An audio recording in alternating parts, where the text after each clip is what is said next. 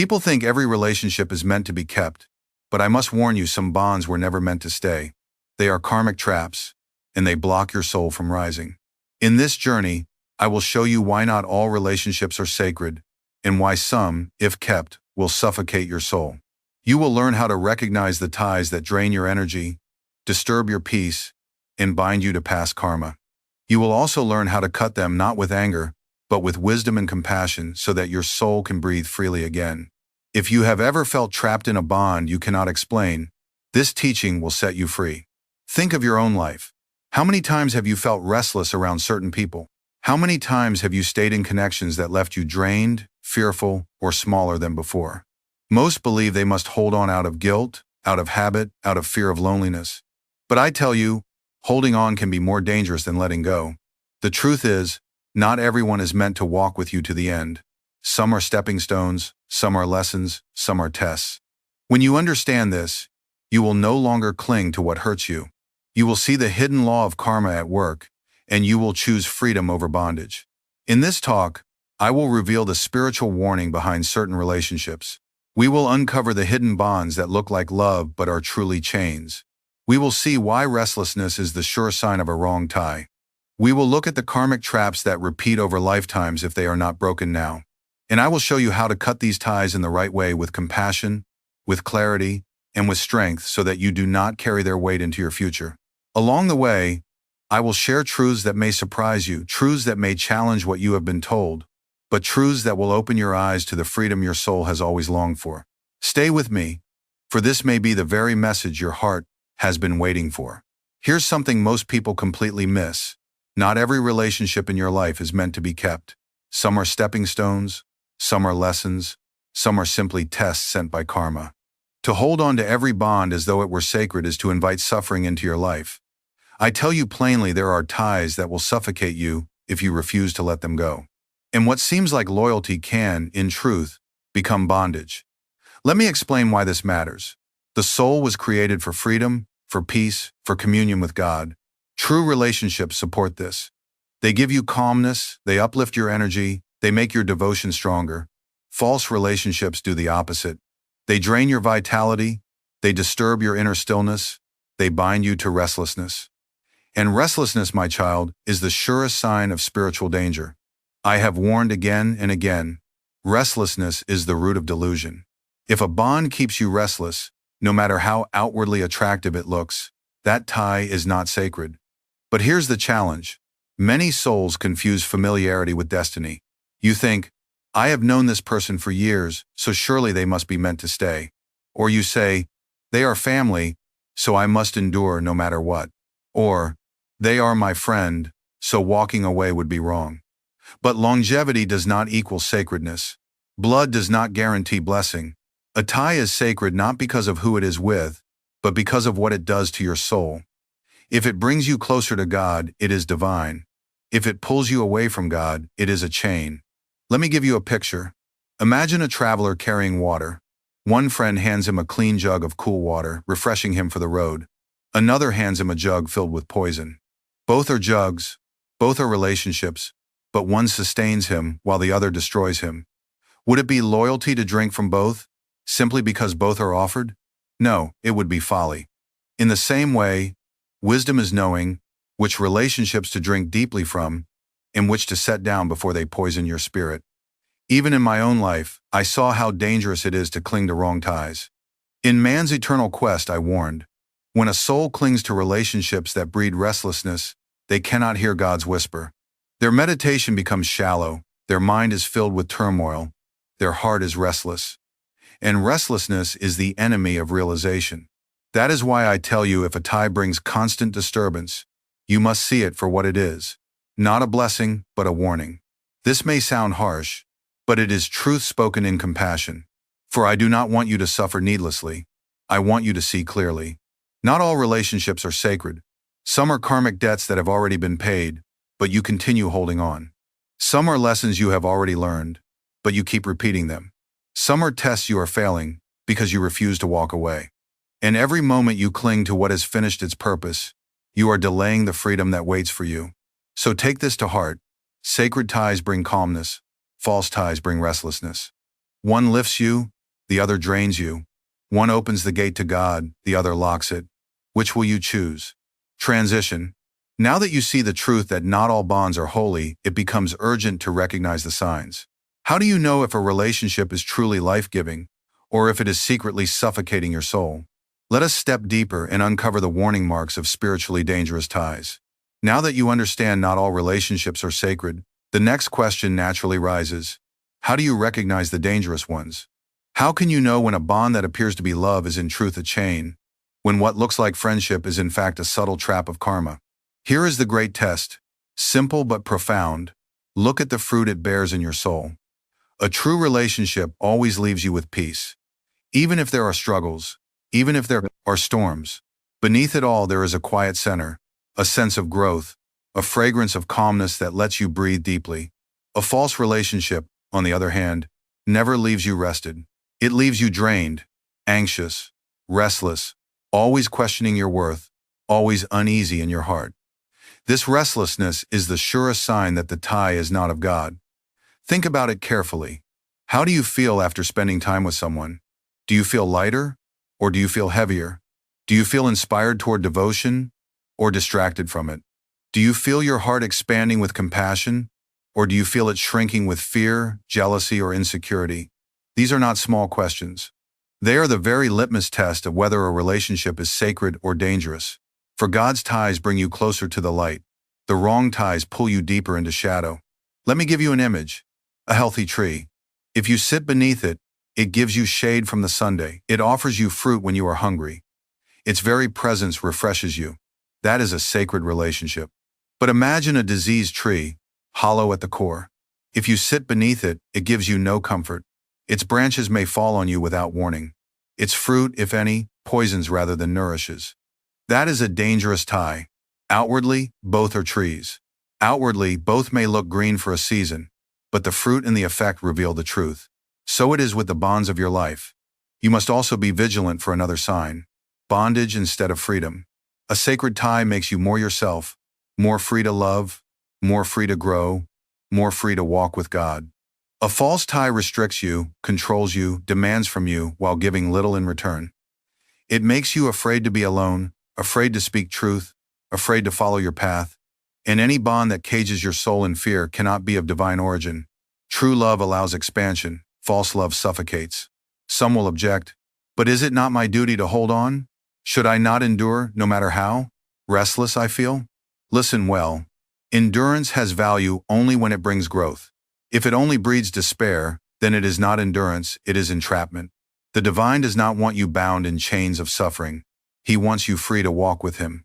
Even family ties, if they pull you downward, must be faced with courage. I am not telling you to abandon souls, but I am telling you to abandon bondage. There is a difference. Love them, yes, but love them in freedom, not in slavery to their restlessness. So when you look at your life, examine carefully which bonds uplift you and which bonds drain you, which ties make you restless and which bring calmness.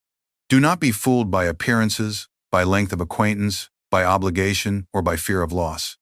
The signs are simple: peace or restlessness, freedom or bondage, growth or decay.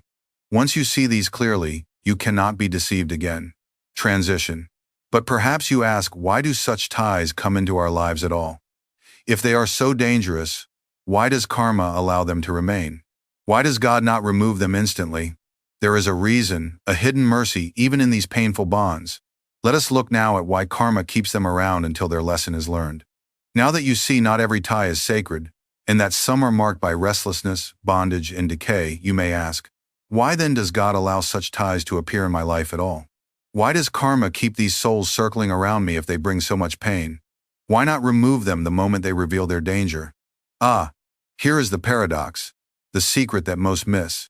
These ties are not accidents, they are teachers. They remain until their lesson has been learned.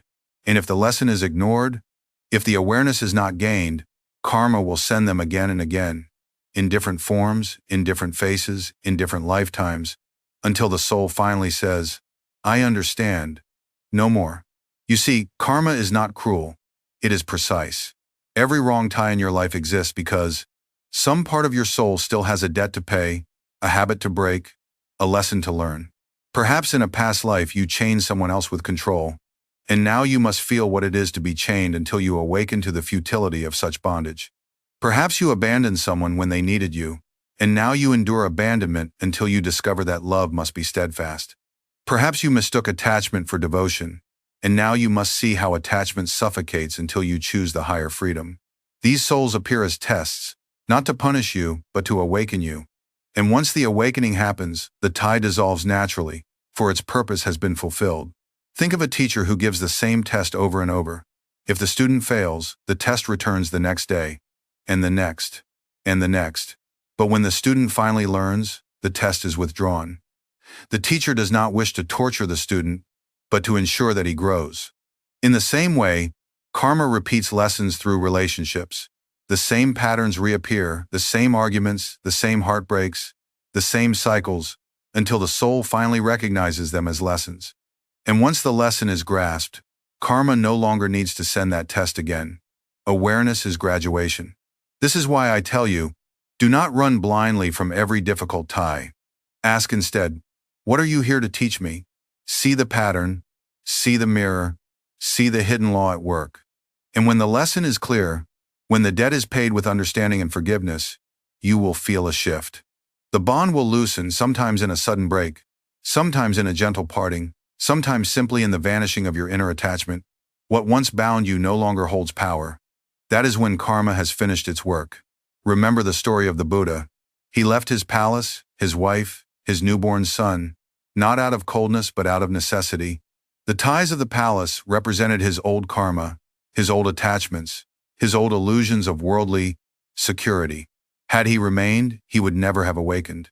It was only by recognizing that those bonds had served their purpose and that their purpose was now complete that he could walk away and seek truth.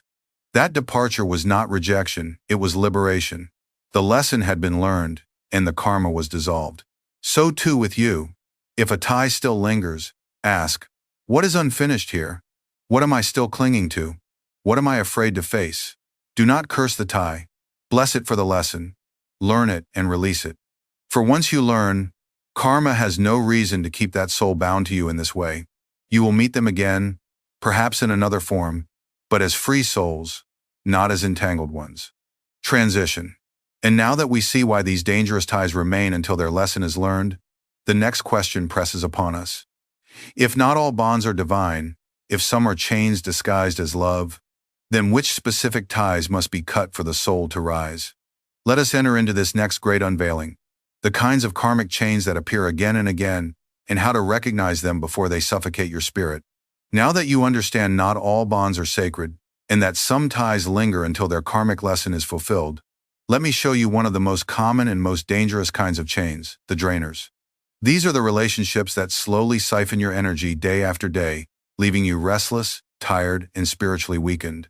They may not always be loud or dramatic. In fact, many times they are subtle, hidden behind smiles, habits, or obligations. But their effect is unmistakable. When you are with a drainer, you feel less of yourself afterward, not more.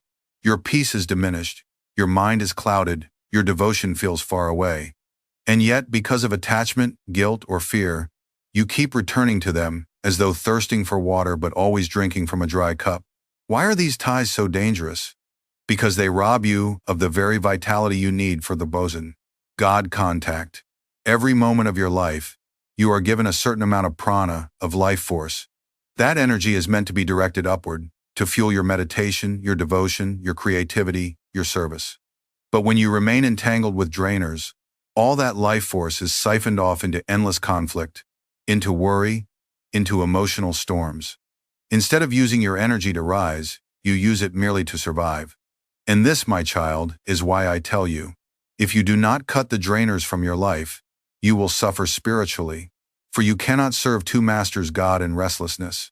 Think of it like a lamp. A lamp burns brightly only when the oil within it is preserved. But if a hidden leak is draining the oil, the flame grows weak, flickers, and finally dies out. A drainer in your life is like that hidden leak. You may still see the flame of devotion flickering, but unless you stop the leak, the flame will not last. You may ask, but how do I know who is a drainer? It is simple. Ask yourself how you feel after being with them. Do you feel uplifted, calm, expanded? Or do you feel anxious, small, weary? The body does not lie. The heart does not lie. Your restlessness is the alarm bell of the soul saying, "This tie is not sacred." I myself warn my disciples, choose your friends carefully, for some will uplift you, and some will drain you. In Journey to Self-Realization, I described how parasitic friendships appear kind outwardly but secretly feed upon your life force. They demand your time, your energy, your emotions, yet give you no true peace in return. Such ties are not friendships. They are karmic debts disguised as bonds. And to cling to them beyond their lesson is to waste the oil of your soul's lamp. But I do not say this to make you hard or loveless. No, I say it to make you wise. For the way to deal with drainers is not with anger but with clarity. See them for what they are. Learn the lesson they bring, perhaps patience, perhaps discernment, perhaps compassion, and then, when the lesson is complete, release them, bless them, but do not remain bound to them. If you continue to give your oil away to those who drain you, you will have none left for the light of God.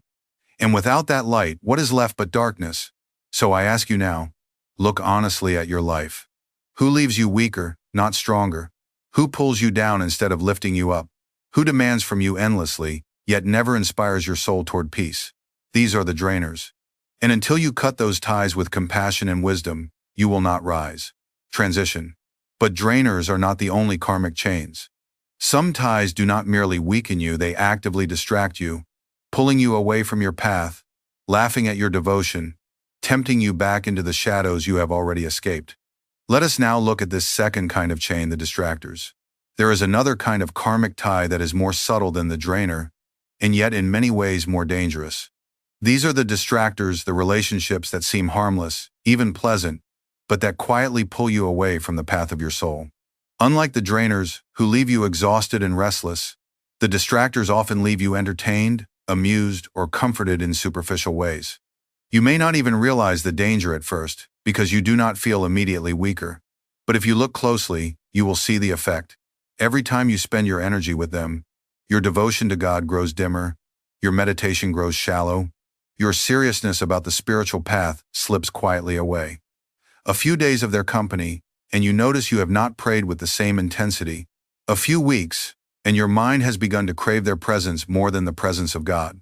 A few months, and you are no longer walking steadily upward, you are drifting sideways, or worse, downward. This is why I call them distractors.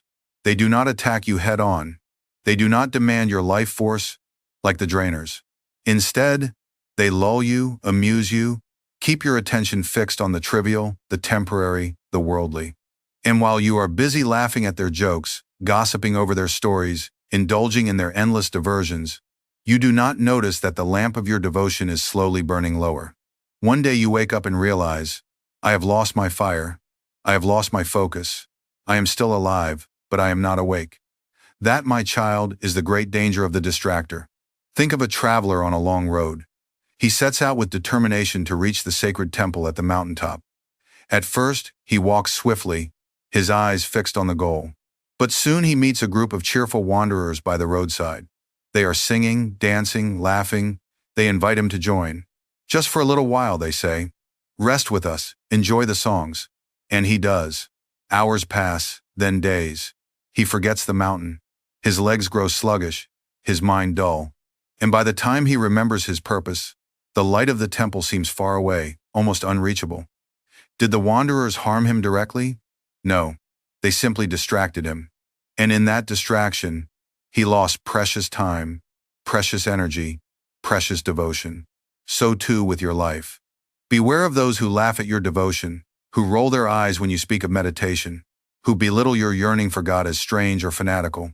Beware of those who tempt you back into old habits, who say, just one more drink, just one more indulgence, just one more evening wasted. These may seem like small things, but small things repeated become great obstacles. And soon, the soul that once longed for freedom is entangled again in the nets of Maya. I have seen many seekers fall at this stage.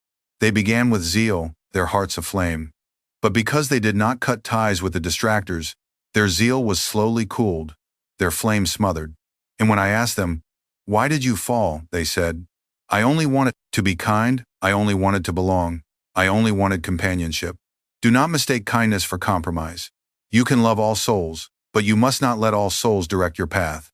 If they lead you away from God, their tie is not sacred, it is a distraction, and it must be cut. So I ask you, who in your life makes you forget God? Who makes you doubt the value of meditation? Who laughs when you speak of devotion? Who encourages you to chase shadows instead of light? These are the distractors. They may not seem dangerous at first, but they are karmic tests. And until you recognize them, you will not see how many years, how many lives can be lost to distraction. Transition. Yet there is still another type of chain, one that does not merely drain you or distract you, but actively seeks to control you, to bind your soul in submission, to dominate your freedom. And freedom, my child, is the very oxygen of the spirit. Without it, your soul suffocates. Let us now examine the third kind of karmic tie, the dominators. Now we must turn to the heaviest of all the karmic chains, the most suffocating of ties, the dominators. If the drainer takes your energy, and the distractor steals your focus, the dominator goes deeper still. This kind of relationship seizes the very freedom of your soul. It is the bond where control is disguised as love, where possession is mistaken for care, where the sacred gift of your independence is slowly strangled until you can no longer breathe the air of your own spirit. The dominator appears in many forms: a partner who cannot let you be yourself, a friend who demands loyalty at the cost of truth, a family member who insists you must live only for them. Outwardly, they may speak words of affection, but inwardly they hold chains in their hands. And the tragedy is that many mistake those chains for safety, not realizing that the very love they cling to is the love that suffocates them. Why is this tie so dangerous? Because freedom is the oxygen of the soul. Without it, devotion cannot flourish. Without it, meditation becomes shallow. Without it, joy turns into duty, and love turns into fear. A sacred bond always expands you, makes you more yourself, more open, more alive. A dominating bond shrinks you, makes you smaller, silences your voice, erases your individuality. You become afraid to speak your truth, afraid to follow your calling, afraid even to think freely. And every day you remain bound in such a tie, your spirit grows weaker until you forget that you were born to soar. I've seen this danger in the lives of many seekers. They come with a sincere longing for God, but they are bound by a relationship that refuses to let them rise. A husband who mocks the wife's devotion, controlling her so she dares not practice meditation. A parent who clings to the child, smothering their freedom with demands. A friend who says, "If you love me, you will stay small so that I can feel big." And because the seeker confuses control for love, they endure it, thinking this bondage is loyalty. But loyalty that kills the soul is not loyalty, it is slavery. Think of a bird kept in a cage. The owner may feed it, may speak kindly to it, may even claim to love it. But if the bird cannot fly, is it free? No. Its wings were made for the sky. Its nature was created for the wind. And until it is allowed to soar, it will never fulfill its destiny. So too with you. If a bond cages your soul, no matter how kind it appears, it is not a blessing but a chain. And unless you cut it, you will never rise to the heights God intends for you. Even my Param Guru, Lahiri Mahasaya, guided his disciples with great clarity on this point. He lived as a householder, proving that spiritual life is possible amidst family ties. But he warned them, never let affection become domination. Serve your loved ones, love them truly, but do not surrender your soul's freedom to their ignorance. For true love allows growth, not suffocation. True love sets free, it does not bind. So I say to you, examine your life with honesty. Is there anyone whose presence makes you afraid to grow? Anyone who silences your devotion? Anyone who demands obedience at the cost of your soul's freedom? If so, know this: that tie is not sacred. It is domination disguised as love. And no matter how painful it may be, you must learn to cut it. For without freedom, the soul cannot breathe, and without breath, the spirit dies. Transition. But even when you cut the dominators, the drainers, the distractors, there is another kind of tie you must recognize, one that repeats again and again across lifetimes until you finally awaken. These are the repetitions, the karmic bonds that return in different faces but with the same lesson. Let us now uncover this final chain and see why the soul keeps circling the same test until it chooses liberation. There is still another kind of chain, one that often hides itself so well that the soul does not notice it until many years have passed, sometimes not until many lifetimes have unfolded. These are the repetitions, the karmic bonds that come back to you again and again, wearing different faces, speaking with different voices, but always carrying the same vibration, the same lesson, the same entanglement. Perhaps you thought you had freed yourself from a certain kind of relationship, only to discover that another person appears with the same controlling spirit, the same draining habits, the same distracting influence. And you ask yourself, why do I always attract this? Why do I fall into the same pattern? The answer is karma's persistence. Until you awaken fully, until you see the cycle clearly and choose differently, the lesson returns. The classroom of life does not let you graduate until the subject has been mastered. This is why some seekers feel trapped, as if life is playing a cruel joke on them. They leave one harmful bond, only to fall into another nearly identical one. They break free from one attachment, only to discover a new tie pulling them back into the same prison. But I tell you, beloved, this is not cruelty, it is mercy. For karma loves you enough to keep teaching, even when you resist learning. It refuses to let you stagnate. It repeats the test, not to punish, but to ensure you do not walk in ignorance forever. And once you pass, once you learn, the repetition ceases. The cycle is broken, the tie dissolved, the soul liberated. Think of a student who struggles with arithmetic. Each year he advances, but still he cannot add correctly. The teacher gives him the same problem again and again, 2 plus 2. The student groans, why must I always face this problem? But until he learns, the problem must return. Once he grasps it, the teacher never gives it again. Life is like this. If you keep meeting the same kind of person, the same kind of pain, the same kind of tie, ask yourself, what equation have I not solved? What lesson have I refused to learn? It may be the lesson of saying no. Perhaps in past lives you surrendered your freedom too easily, and so life keeps sending you dominating souls until you finally stand firm and say, no more. It may be the lesson of detachment. Perhaps you clung too tightly to those who drained you, and so karma repeats the cycle until you choose to let go with love. It may be the lesson of discernment. Perhaps you chase distractions, mistaking them for true companionship, and so life brings them again and again until you awaken to their futility. In each case, the repetition is your opportunity for liberation. But here is the danger. If you do not awaken, you will carry these repetitions into future lives. The same faces will return. The same dramas will replay. The same mistakes will entangle you again. And every time you surrender to them, the chains grow heavier, the lessons harder. This is why I say with such urgency, do not delay your awakening. See the pattern now. Break it now. Choose freedom now. For every moment you postpone, you are planting seeds that will sprout in another life, binding you again in the same sorrows you endure today. Do not think you are powerless in this. You are not. The very recognition of the pattern weakens it. The very decision to respond differently breaks it. Once you see clearly that a tie is only a repetition, you can refuse to play your old role. You can step out of the cycle. You can choose freedom. And when you do, the karmic bond dissolves, never to return in that form again. So I ask you, what ties in your life feel familiar, as if you have walked this path before?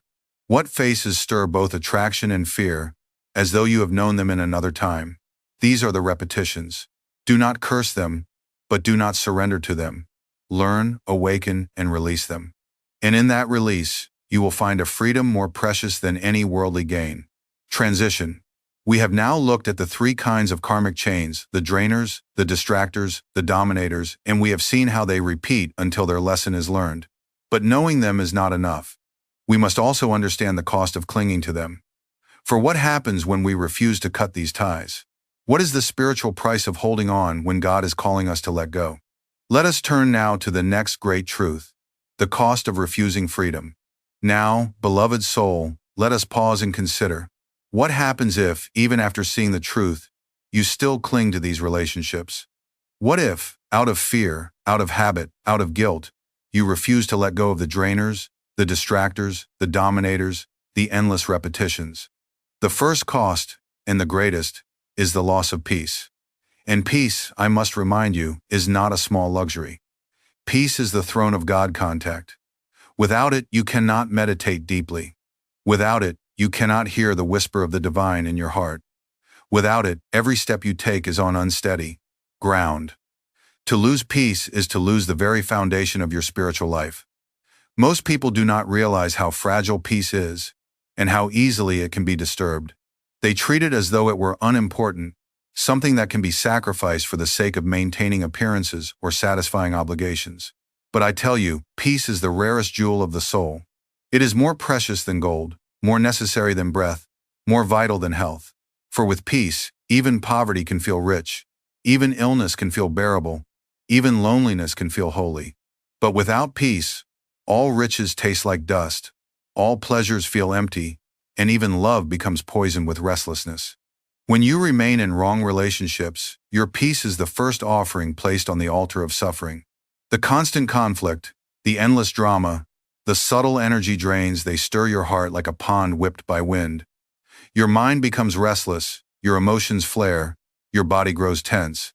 And when you sit to pray, when you attempt to meditate, the ripples do not subside. The surface is disturbed, the depths are clouded, and the reflection of God cannot appear. How can the stars be mirrored in water that is always shaking? How can God's image shine in a heart that is never still? I saw this in the lives of many seekers. A man came to me once, full of sincere longing to meditate, but every time he closed his eyes, the restlessness of his domestic ties crowded into his mind. His wife mocked his practice, his relatives demanded his time, his so-called friends drew him into endless arguments. He tried to meditate, but his peace was stolen before he even began. And I told him, you must choose. Do not give your soul's calmness away for the sake of empty obligations. Protect your peace as a lion protects its den. For peace is your only doorway to God. Think of a house filled with noise. If every corner echoes with chatter, music, arguments, you cannot hear the knock of a guest at your quarters door. But if the house is quiet, even the faintest knock is heard clearly. God is always knocking at the door of your heart. But if you let restless relationships fill your house with noise, you will never hear him. That is the cost of holding on the divine passes by unnoticed, because you were too distracted by the storm of false ties. So I tell you now, ask yourself honestly, what is disturbing my peace? Who, in my circle, leaves me more restless than calm, more anxious than uplifted? And then ask, is any bond worth the loss of my soul's peace? If you value your peace, you will not hesitate to cut what must be cut, for peace is not optional. It is the very condition of your union with God. Without it, you will wander endlessly. With it, you will reach him swiftly. Transition. But the loss of peace is only the beginning of the cost. For once peace is disturbed, the next danger follows quickly: spiritual blindness. Without peace, you cannot see clearly. Without clarity, you cannot discern love from attachment, blessing from bondage. Let us now look at this second cost of clinging to wrong ties. After peace is lost, the second cost of clinging to wrong ties is even more subtle, even more dangerous, because it blinds the soul from recognizing its own bondage. This is spiritual blindness, the inability to see truth as it is, the confusion of shadows for substance, the mistaking of chains for love. When your heart is restless, your vision is clouded. You begin to accept what is unhealthy as normal, what is suffocating as sacred, what is draining as duty. And the more you cling, the more blind you become. This blindness is not of the eyes but of the soul, and it is more crippling than physical darkness, because at least the blind man knows he cannot see, but the spiritually blind believe they are seeing while they stumble in delusion. Think of smoke rising from a fire. If the flame is clear and strong, it gives light. But if smoke fills the room, the light is hidden, and even the strongest eyes cannot see. Wrong relationships are like that smoke. They fill your inner chamber with haze until the flame of your discernment is obscured. You may even tell yourself, this is love, this is loyalty, this is my duty. But in truth, it is fear, it is attachment, it is bondage. The sign of blindness is that you no longer question. You no longer ask, does this tie bring me closer to God? Instead, you surrender unthinkingly, stumbling deeper into darkness. I have seen this happen to seekers with sincere hearts but clouded vision. One young devotee once told me, I cannot leave this friendship, though it makes me restless, though it pulls me from meditation, though it fills me with fear. I must stay, for it is love. And I looked at him and said, my child, that is not love. Love uplifts, love frees, love expands. What you are describing is bondage. You are blind, calling your chains by the name of roses. Tears came to his eyes. For he saw then that his devotion to the tie had been devotion to delusion. When the scales fell, he felt both sorrow and relief. For blindness once lifted reveals how long the soul has been trapped. The danger of blindness is not only that you mistake false ties for true, it is also that you miss the hand of God guiding you out. God often tries to remove these bonds from your life. He allows circumstances to create distance. He whispers in your heart. He even sends pain as a signal that the tie is not right. But if you are blind, you misinterpret his mercy. You say, "Why is this person leaving me? Why is this bond breaking?" And you rush to mend what God himself is tearing away for your freedom. You curse the very deliverance he sends because you cannot see. This is why blindness is so costly. It makes you resist liberation, mistaking chains for safety and freedom for danger. Beloved one, open your eyes. Ask yourself, am I seeing clearly, or am I blinded by fear of loss? Am I calling attachment love? Am I clinging to a tie that God himself has tried to remove? Do not wait until another lifetime to see. Pray for vision now. Pray for the smoke to clear, for the flame to shine bright again. For once you see truth clearly, even if it is painful, you are already free. The chain may still rattle, but it no longer deceives you. And once deception ends, bondage cannot last. Transition, and yet there is still a deeper cost of refusing to cut these ties, one that stretches beyond this life into the unseen future. For if you do not release them now, you carry their weight forward, into the next birth, into the next cycle of sorrow. Let us now open this final warning, the burden of karmic entanglements carried into future lives. And now we must face the heaviest cost of all, the one most souls never think about until it is too late. When you cling to the wrong ties, when you refuse to release what has finished its lesson, you do not merely lose peace, you do not merely stumble in blindness, you carry those same bonds forward beyond the grave, into the next life, into another round of entanglement. This is the law of karma, exact and impartial. What is unfinished must be finished. What is unresolved must return. What you cling to in this life will follow you into the next, until at last you awaken and say, enough. Many imagine that death is an escape, that the departure from the body is a final severing of all bonds. But death is not an escape, it is a continuation. The tendencies of the soul, the attachments of the heart, the debts of the spirit, they are carried like seeds in the invisible bundle of the astral body. And just as a farmer plants seeds into the soil, those seeds sprout in the next incarnation as new circumstances, new relationships, new entanglements. That husband you clung to in fear, you may meet again as a parent who dominates you.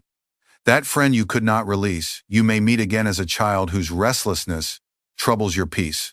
That adversary you hated, you may meet again as a partner whose love is mixed with pain.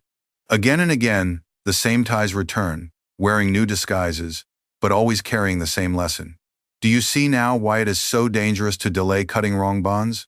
Every day you postpone freedom, you are weaving threads into another lifetime's net. Every tie you cling to in blindness today becomes the chain that binds you tomorrow. Liberation is not delayed by God. It is delayed by your refusal to release. He waits patiently, life after life. But until you choose freedom, he cannot force it upon you. This is his respect for your free will. But oh beloved, how much sorrow you save yourself if you awaken now, in this very lifetime, and refuse to carry the old chains forward. I remember teaching my disciples from man's eternal quest that karmic ties are not broken by running from them or by denying them, but by rising above them in understanding. If you simply flee in fear, you may avoid a person outwardly, but inwardly the attachment remains, and so the bond will return. If you hate them, you create new karma of enmity, binding yourself again. But if you learn, forgive, and release with love, then the lesson is complete, the debt is settled, and karma no longer has reason to bring that soul back in bondage. You may meet them again, but as free companions, not as chained adversaries. Think of it like luggage carried by a traveler. If the suitcase is heavy, every step is weary, every mile is slow. And even if the traveler dies on the road, the luggage is not discarded. It follows him into the next stage, until he chooses to put it down. The wrong relationships, the unresolved attachments, the clung-to bonds, they are the heavy suitcases of karma, and the soul, lifetime after lifetime, drags them forward. How long will you carry them?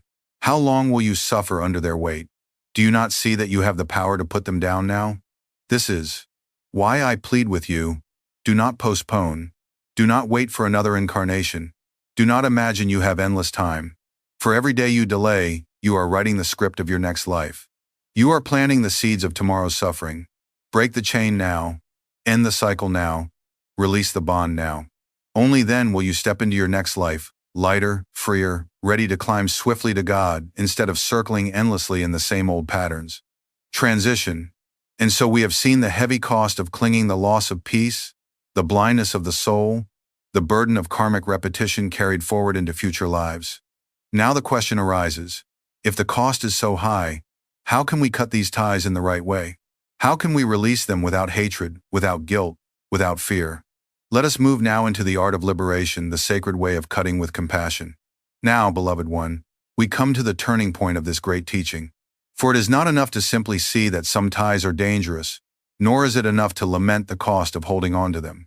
The soul must also learn the sacred art of release, how to cut the chains without bitterness, how to let go without hate, how to free both yourself and the other with wisdom and love. And the very first step in this art is the most important, discerning the lesson. For no tie comes into your life by accident. Every bond, even the most painful, carries a hidden gift. Every entanglement, even the most suffocating, conceals a lesson your soul was meant to learn. And until you discern that lesson, until you acknowledge it, you cannot release the tie in peace. You see, karma is like a wise teacher who never wastes a moment. If a person appears in your life who drains you, distracts you, or dominates you, it is not because God wishes to torment you. It is because your soul needed to see something it could not see without them. Perhaps the lesson was discernment to recognize false love, masquerading as loyalty. Perhaps it was courage to stand firm in your freedom instead of yielding to control. Perhaps it was detachment to love without clinging, to give without enslaving yourself. The form of the tie may be painful, but the essence of the lesson is always liberating. Once the lesson is learned, the bond dissolves naturally, for its purpose has been fulfilled. But here is where most stumble. Instead of asking, "What am I meant to learn from this?" they ask, "Why must I suffer this?" They fixate on the pain and miss the wisdom. They curse the bond instead of discerning its purpose. And because they do not learn, the tie returns again and again until the soul finally awakens. This is why I say, bless every person who has brought you pain, not because the pain was good in itself, but because it carried a message from God. The quicker you learn, the quicker you are free. Think of a thorn lodged in your foot. It hurts, yes, but if you only curse the pain and limp in anger, the thorn remains and the wound deepens. If instead you pause, examine, and learn where the thorn is, you remove it and the pain ceases. In the same way, every painful tie is a thorn placed in your life. The pain is only there to draw your attention to what must be seen. Once you discern it, once you extract the lesson, the wound can heal and you can walk freely again. I myself practice this law in my own life. Even those who opposed me, even those who slandered me, even those who mocked me, I bless silently, saying, "Lord, thank you for showing me through them what I must see. Thank you for teaching me patience, for teaching me forgiveness, for teaching me to anchor in thee alone." And once the lesson was embraced, their sting lost its power. Their opposition no longer bound me, for I had taken the gift hidden within it. So I ask you now, instead of asking why a certain tie is painful, ask what it is teaching you. Instead of resenting those who drain you, ask what within you attracted that bond and how you can now rise above it. Instead of hating those who control you, ask what strength within you has been waiting to awaken through resistance. Every bond is a mirror. Every tie is a teacher.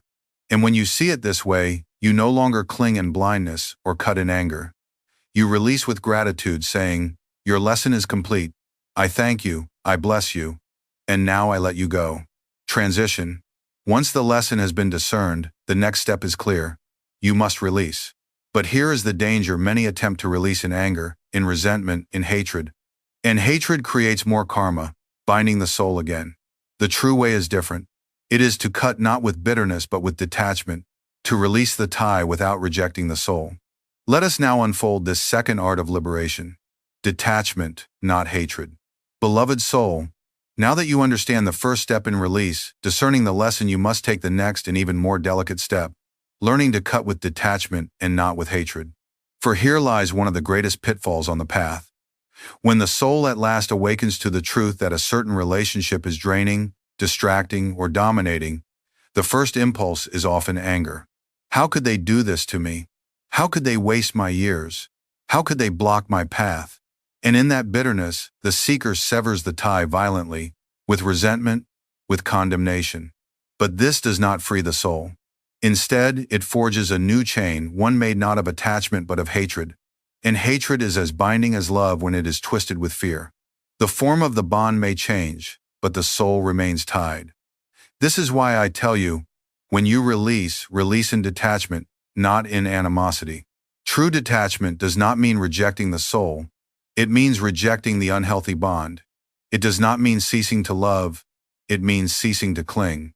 It does not mean turning away in hatred. It means turning inward in freedom. For the Divine Mother loves all, her children equally, even those who err, even those who hurt others, even those who wander in delusion. Should you not strive to reflect at least a little of her impartial love? If you hate, you only mirror the ignorance you wish to escape.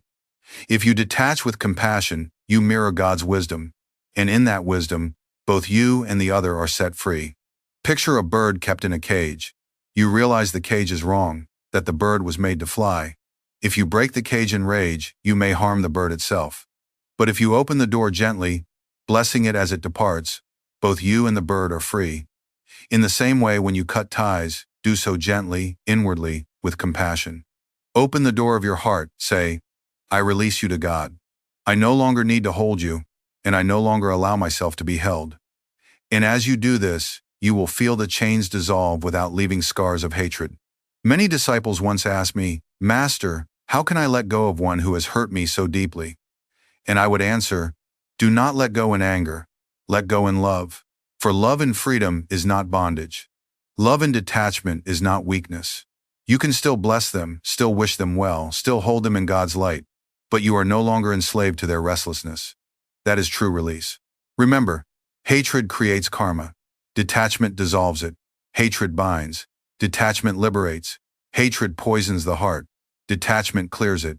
So when you feel the impulse to hate, pause, breathe, turn inward. Remind yourself, this soul, too, is a child of God. They acted in ignorance. They knew not what they did. I will not bind myself to them by hating them. I will release them by seeing them in the light of God, and in that light, I let them go. This is the way of freedom. So, beloved, when you cut ties, do not cut people. Cut only the cords of ignorance. Do not push souls away in judgment. Lift them up in blessing as you step free. For you do not need to prove anything. You do not need to punish anyone. The lesson is complete. The bond is finished. And in detachment, you walk away lighter, freer, and unchained. Transition. And yet, even detachment is not enough by itself. For the heart, once bound, carries residue. The old wounds leave traces. The old energies leave impressions. To cleanse them fully, you must not only detach but also transform the bond with prayer and blessing. Let us now look at this third step in the art of release. Ending every tie not with resentment but with sacred blessing. Beloved one, now we come to the most powerful step in this sacred art, the transformation of release through prayer and blessing. For even when you have discerned the lesson, even when you have cultivated detachment without hatred, the heart may still carry residues of pain, bitterness, or sorrow. A word spoken in anger may echo in your mind. A memory of betrayal may pierce you like a thorn. A sense of loss may linger in your chest like a shadow. If you leave these residues unhealed, they become seeds of new karma, ready to sprout again in the future. But if you transform them with prayer, if you dissolve them with blessing, then what was once a wound becomes a well of light, and what was once bondage becomes freedom. Prayer is the soul's cleansing fire. When you lift the person in prayer, when you place them in God's hands, you purify the karmic cord between you. You say to the infinite, Lord, I release them to thee. Bless them with wisdom. Bless them with peace. Bless them with freedom. And as you pray this, something miraculous happens. Your heart softens, your bitterness melts, and the invisible bond of resentment that tethered you to them is dissolved. This is why I urge you never end a relationship in silence alone. End it with prayer. For silence without blessing may still leave the cord frayed but unbroken. Prayer burns it clean. Blessing is the fragrance of love released without possession. When you bless someone, you are not saying, I approve of what you did. You are saying, I see you as a soul, a child of God, and I wish you freedom. In that blessing, you lift them from the narrow role they played in your life to the broader truth of their being, and this lifts you as well. For when you bless another, your own heart receives the blessing. What you send outward flows back inward, multiplied. This is the secret law. Hatred poisons both giver and receiver, but blessing heals both. Think of Jesus on the cross.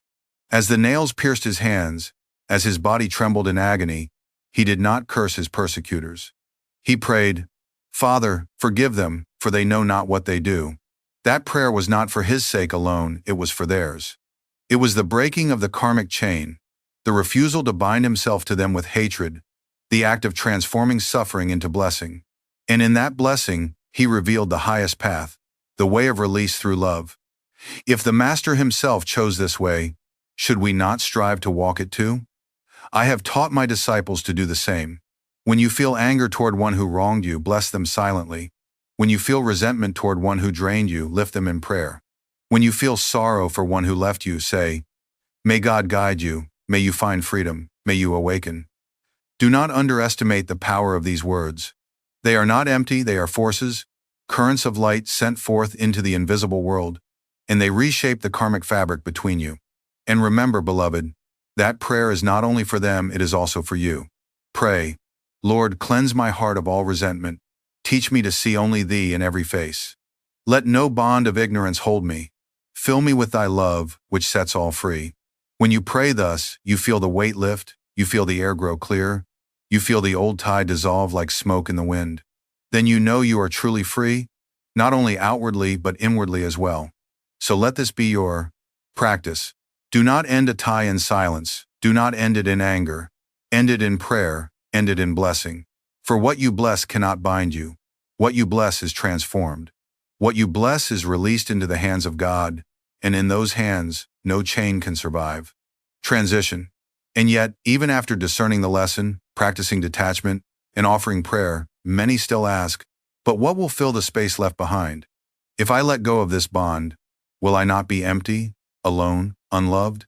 This fear holds many back from cutting the ties they must cut. And here is the final truth in the art of release.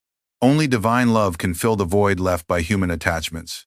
Let us now enter this final step, anchoring in God's love. Beloved, here we must face one of the deepest fears of the human heart, the fear of emptiness. So many souls hesitate to release the wrong ties, even when they know the bond is suffocating, because they are afraid of what will remain after the cutting. They think, if I let this go, who will love me? Who will stand beside me? Who will fill the silence? And so they cling to bondage out of terror of loneliness. But this fear is a shadow, not a truth. For the space left behind by human attachments is not emptiness, it is sacred room prepared for God's love. The soul is never meant to remain barren. When you let go of what is false, the Infinite Himself steps into the chamber of your heart and fills it with His presence. But if you never release, if you never clear that space, how can He enter? The room is too crowded with shadows. The beloved waits, but he cannot be heard above the noise of restless ties. This is why I say again and again, be with God first, then with others. If you reverse the order, you will always suffer. If you cling to people before you cling to God, you will find yourself restless, afraid, insecure. But if you anchor yourself in God first, every other bond becomes safe, becomes free, becomes harmonious. When you love God first, you no longer fear loss, because His love cannot be taken from you. You no longer fear solitude, because His presence fills the silence with joy. You no longer fear emptiness, because His light pours into every corner of your being. Think of the ocean and its waves. The wave that forgets its connection to the ocean feels small, fragile, afraid of dissolving. But the wave that remembers it is one with the ocean feels no fear, for it knows that behind its little form is the vastness of the sea. In the same way, when you anchor in God's love, you realize that every human bond is but a wave rising on the ocean of spirit. Some waves come, some go, some crash, some vanish, but the ocean remains. And if you are anchored in the ocean, you need not cling to any single wave. You can enjoy them, bless them, release them, knowing that the source is always yours. When you cut ties without God, you do feel empty, for you have removed a false anchor without planting the true one. But when you cut ties with God, you feel free, full, radiant. You sit in silence, and the silence sings. You walk alone, and you feel accompanied by an invisible presence. You close your eyes, and within you shines a light brighter than 1,000 suns. This is not imagination, it is the natural experience of the soul when it is anchored in its source. And once you taste this love, you will no longer cling to false bonds. Why drink muddy water when the pure spring flows freely within you? Why cling to shadows when the sun is shining in your own heart? I tell you, every saint has walked this path. Every saint has released human ties, not in hatred but in love, and found in that release the infinite embrace of God. And you too can walk it. Begin now. When you feel the ache of letting go, turn immediately to prayer. Say, Lord, I have released this tie. Fill the space with thy love. Let me feel that I am never alone. And if you persist, you will feel it. You will know it. You will be anchored in a love that no loss can break, no death can end, no time can diminish. So do not fear the cutting, fear only the clinging. For clinging keeps you restless, but cutting, when done with God, brings fullness. The space you dread as emptiness is in truth the sanctuary where God waits to enter. And once he enters, you will never again feel poor in love. Transition. And so, beloved, you have learned the steps of this art, discerning the lesson, detaching without hatred, blessing with prayer, and anchoring in God's love. When you master these, you are no longer afraid of letting go. You see every ending as a beginning, every release as a gift. And with this strength, you step into the next great truth, the freedom beyond bonds. Let us now enter this final section where the fruits of your courage are revealed. Beloved soul, now we arrive at the harvest, the sweet fruit that comes after the long labor of discerning, detaching, blessing, and anchoring. For when the chains have been cut, when the heart has been cleansed of false ties, when the soul stands free in God's love, the first and most precious gift you receive is calmness. And I do not mean the shallow calmness of a quiet evening or a pleasant mood. I mean the deep, unshakable calmness that becomes the very throne of God within you. This calmness is not dependent on circumstances. It does not tremble when others leave you. It does not break when storms arrive. It does not vanish when losses come. It abides, like a mountain unmoved by the winds. It rests, like the depths of the sea untouched by the surface waves.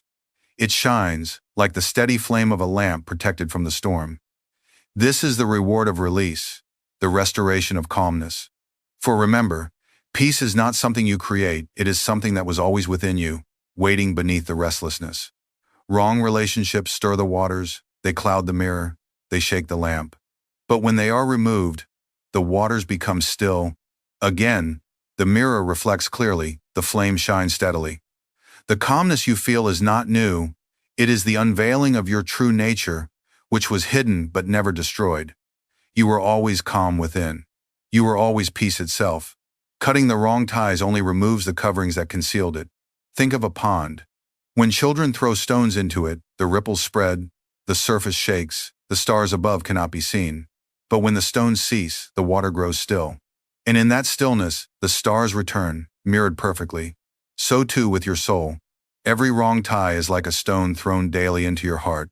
How can you see God reflected there if the ripples never stop? But when you cut the ties, when you stop the stones from being thrown, the heart grows still, and in that stillness the infinite is reflected. That reflection is calmness, and that calmness is your doorway to God. I saw this countless times in seekers who dared to release what bound them.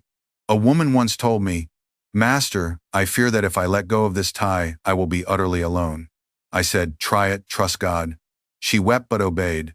And some weeks later, she returned with a light in her eyes I had not seen before. "I am not alone," she said. "I am calm. For the first time in years, I can sit in meditation and feel God's presence. For the first time in years, I sleep without turmoil.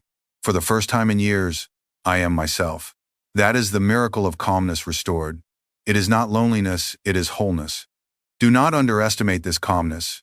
It is not weakness, it is strength. A restless person is easily controlled, easily broken, easily swayed. A calm person is unshakable. No one can dominate them, no one can drain them, no one can distract them. Calmness is armor. Calmness is clarity. Calmness is the throne from which the soul rules itself. And more than this, calmness is magnetic. Others feel it when they are near you. They may not know why, but they sense safety, they sense strength, they sense something eternal flowing through you. This is why the saints are so irresistible, not because of outer charm, but because their calmness radiates God. So I tell you, do not fear the cutting. Fear the restlessness that comes from clinging. For the fruit of release is calmness, and calmness is the very condition for realizing God. Without it, meditation is shallow. With it, meditation becomes deep. Without it, the soul wanders. With it, the soul arrives. Calmness is not just peace, it is union, transition, and yet calmness is only the beginning of the gifts of freedom. For once you are calm, a new force begins to awaken within you, a hidden power that draws others without effort, that attracts blessings without striving. This is the magnetism of the free soul. Let us now unfold this second great fruit of release. Beloved, once the calmness of release has settled upon your soul like a steady dawn, once the inner waters are no longer disturbed by restless tides, a mysterious power begins to awaken within you. It is not something you force, it is not something you manufacture, it is not even something you consciously strive for, it is the natural radiation of your being when you are free. This power is magnetism, the silent attraction of the soul. Others may not know why they feel drawn to you. They may not understand why in your presence they feel lighter, calmer, clearer. But they feel it because the vibration of your freedom sings in the air around you, and the heart that touches it cannot help but respond. This magnetism is not the magnetism of the body, nor of clever words, nor of worldly charm. Those are shallow lights that flicker and die. True magnetism is born from inner stillness, from purity of heart, from union with God. It is the fragrance of the soul when the flowers of calmness and love are in bloom. You do not need to announce it, you do not need to prove it, you do not need to seek it like the fragrance of a rose. It spreads without effort, without sound, without proclamation. And just as bees are drawn to nectar without invitation, so are souls drawn to the one who has found freedom. I have witnessed this countless times. My Param Guru, Lahiri Mahasaya, lived not as a monk but as a simple householder, quietly fulfilling his duties. Outwardly, he appeared ordinary, working as an accountant, moving modestly among neighbors, but inwardly he was anchored in the infinite. His calmness, his realization, radiated like an unseen Sunday, and people from every walk of life, scholars, saints, kings, householders, were drawn to him. They could not explain it. He did not seek them. He did not advertise himself. His magnetism spoke more loudly than any words, and in his silent presence, countless souls awakened. This is the proof. True magnetism is not of the outer self, but of the God within. And here is the great secret. When you are free of bondage, your soul's magnetism increases. For bondage weakens you, makes you restless, scatters your energy. A chained soul cannot radiate freely. But when the chains are cut, your life force gathers inward, your calmness deepens, your aura brightens. You become like a mountain spring, clear, steady, refreshing to all who come near. And this magnetism attracts not only people, but also divine opportunities, guidance, blessings, for the universe itself responds to the vibration of freedom. When you are free, you move in harmony with the divine current, and that current draws to you what your soul truly needs.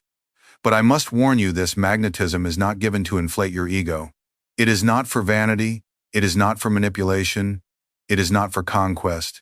It is given so that you may serve.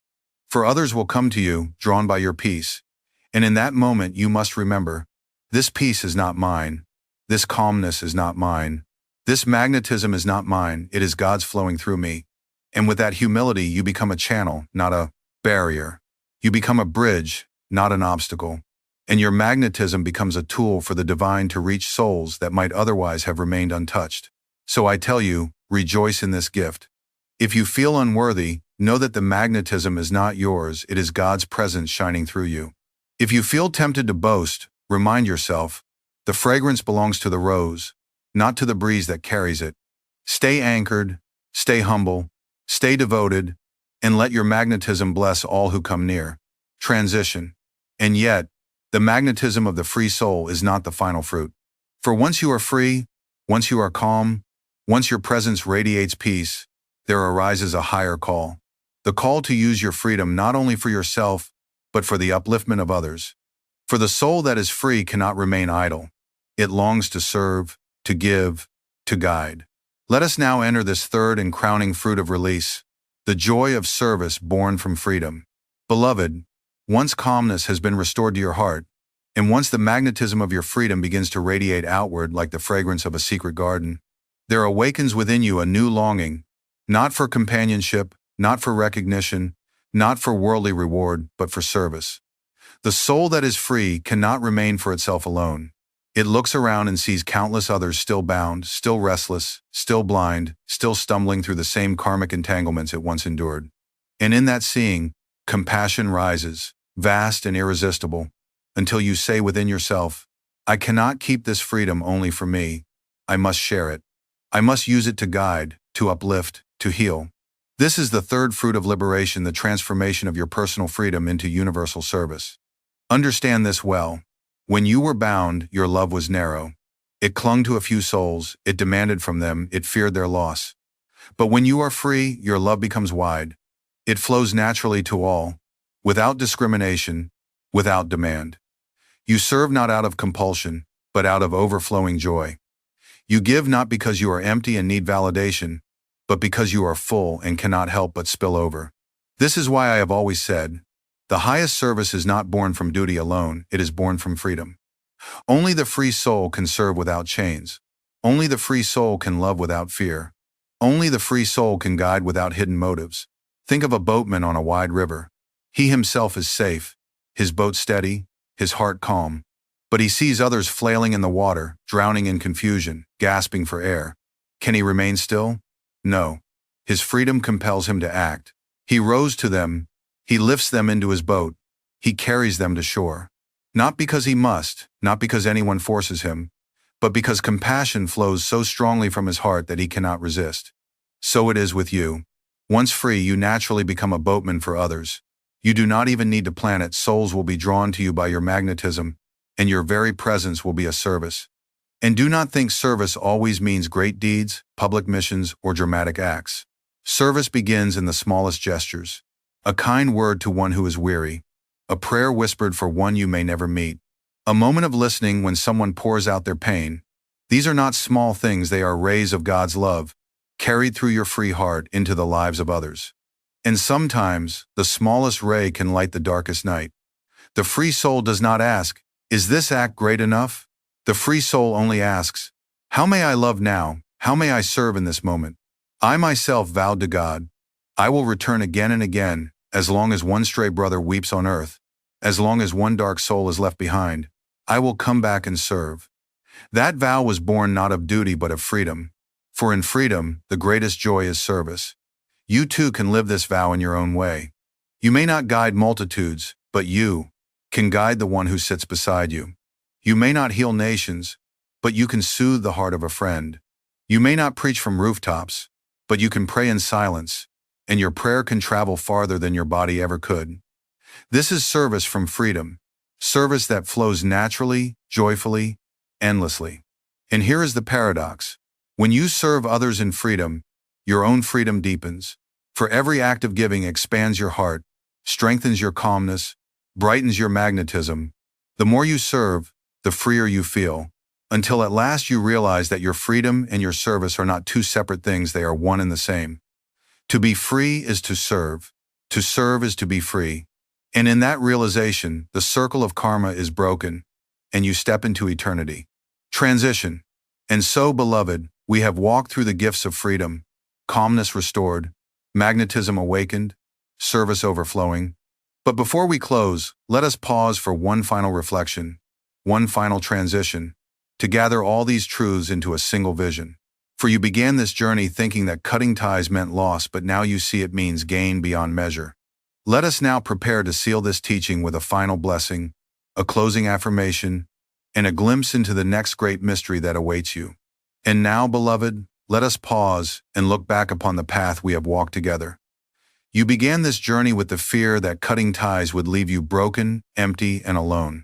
You clung to bonds because you thought they were your safety, your duty, your only source of love. But step by step, as we have unfolded this truth, you have seen with clearer vision that those very bonds, the drainers, the distractors, the dominators, The endless repetitions were the sources of your restlessness, the thieves of your peace, the blindfold over your soul, the chains that would follow you into lifetime after lifetime if you did not awaken. And in that awakening, you have discovered that to cut these ties is not to lose, but to gain. For what have you gained? You have gained peace, calmness restored like a temple within you. You have gained clarity, eyes that see truth without distortion, a heart that recognizes falsehood and refuses to bow. You have gained freedom, wings no longer clipped, a soul no longer suffocated, a spirit no longer enslaved to fear or guilt. You have gained magnetism, the silent radiance that draws others, not because you seek them, but because God's light shines through you. And above all, you have gained the joy of service, the discovery that your freedom is not for you alone, but for all who wander still in chains, so that your life may become a lamp, a guide, a boatman ferrying others across the river of sorrow. So, you see, you began this journey thinking that cutting ties meant loss, but now you see that cutting ties means gain beyond measure. To cut is not to destroy, but to free. To release is not to abandon, but to bless. To let go is not to diminish, but to expand. Every ending is a beginning. Every release makes room for a greater fullness. Every chain broken is another step into God's embrace. Therefore, do not fear the cutting. Do not hesitate when the truth is clear. Do not allow guilt, habit, or loneliness to deceive you into holding on. For the ties that are divine will never be lost by cutting, they will remain, purified, strengthened, eternal. And the ties that are false will vanish when released, leaving you lighter, freer, ready for God's presence to flood your heart. In this, you will discover that you have lost nothing and gained everything. Transition. And now, beloved, let us step together into the final blessing. Let us gather these truths into a sacred affirmation for your soul, and let us open a new doorway into the next great mystery that awaits you beyond this talk, the mystery of why certain souls return to you again and again, across lifetimes, as though you could never escape them. That, my child, is the next lesson. But first, let us close this one with light. Beloved, we have walked far together in this sacred journey. From the very first moment I warned you that not all ties are holy, you felt perhaps a resistance in your heart, a fear that cutting could mean cruelty, that release could mean loss. Yet now, at the end of this unfolding, you see with different eyes. You see that the bonds which suffocate the soul are not love, but chains. You see that restlessness is the surest sign of danger, that peace is the true test of divinity. You see that karma sends lessons through people, but never to punish, only to awaken. And you see that cutting ties, when done with compassion, does not destroy the soul of another, but liberates both them and you into the wider ocean of God's love. Remember always, wrong ties are costly. They rob you of peace, they blind you to truth, they drag their weight into future lives until the lesson is learned. But when you dare to face them, when you discern the lesson, detach without hatred, release with prayer, and anchor yourself in God's love, you discover the gifts of freedom waiting on the other side: calmness, steady as a mountain, magnetism radiant as a hidden sun, service flowing like a river of compassion. These are not small gifts. They are the very fruits of liberation. They are the treasures your soul has sought through countless incarnations. And now, in this very lifetime, they are within your reach if only you will be courageous enough to let go of what no longer belongs.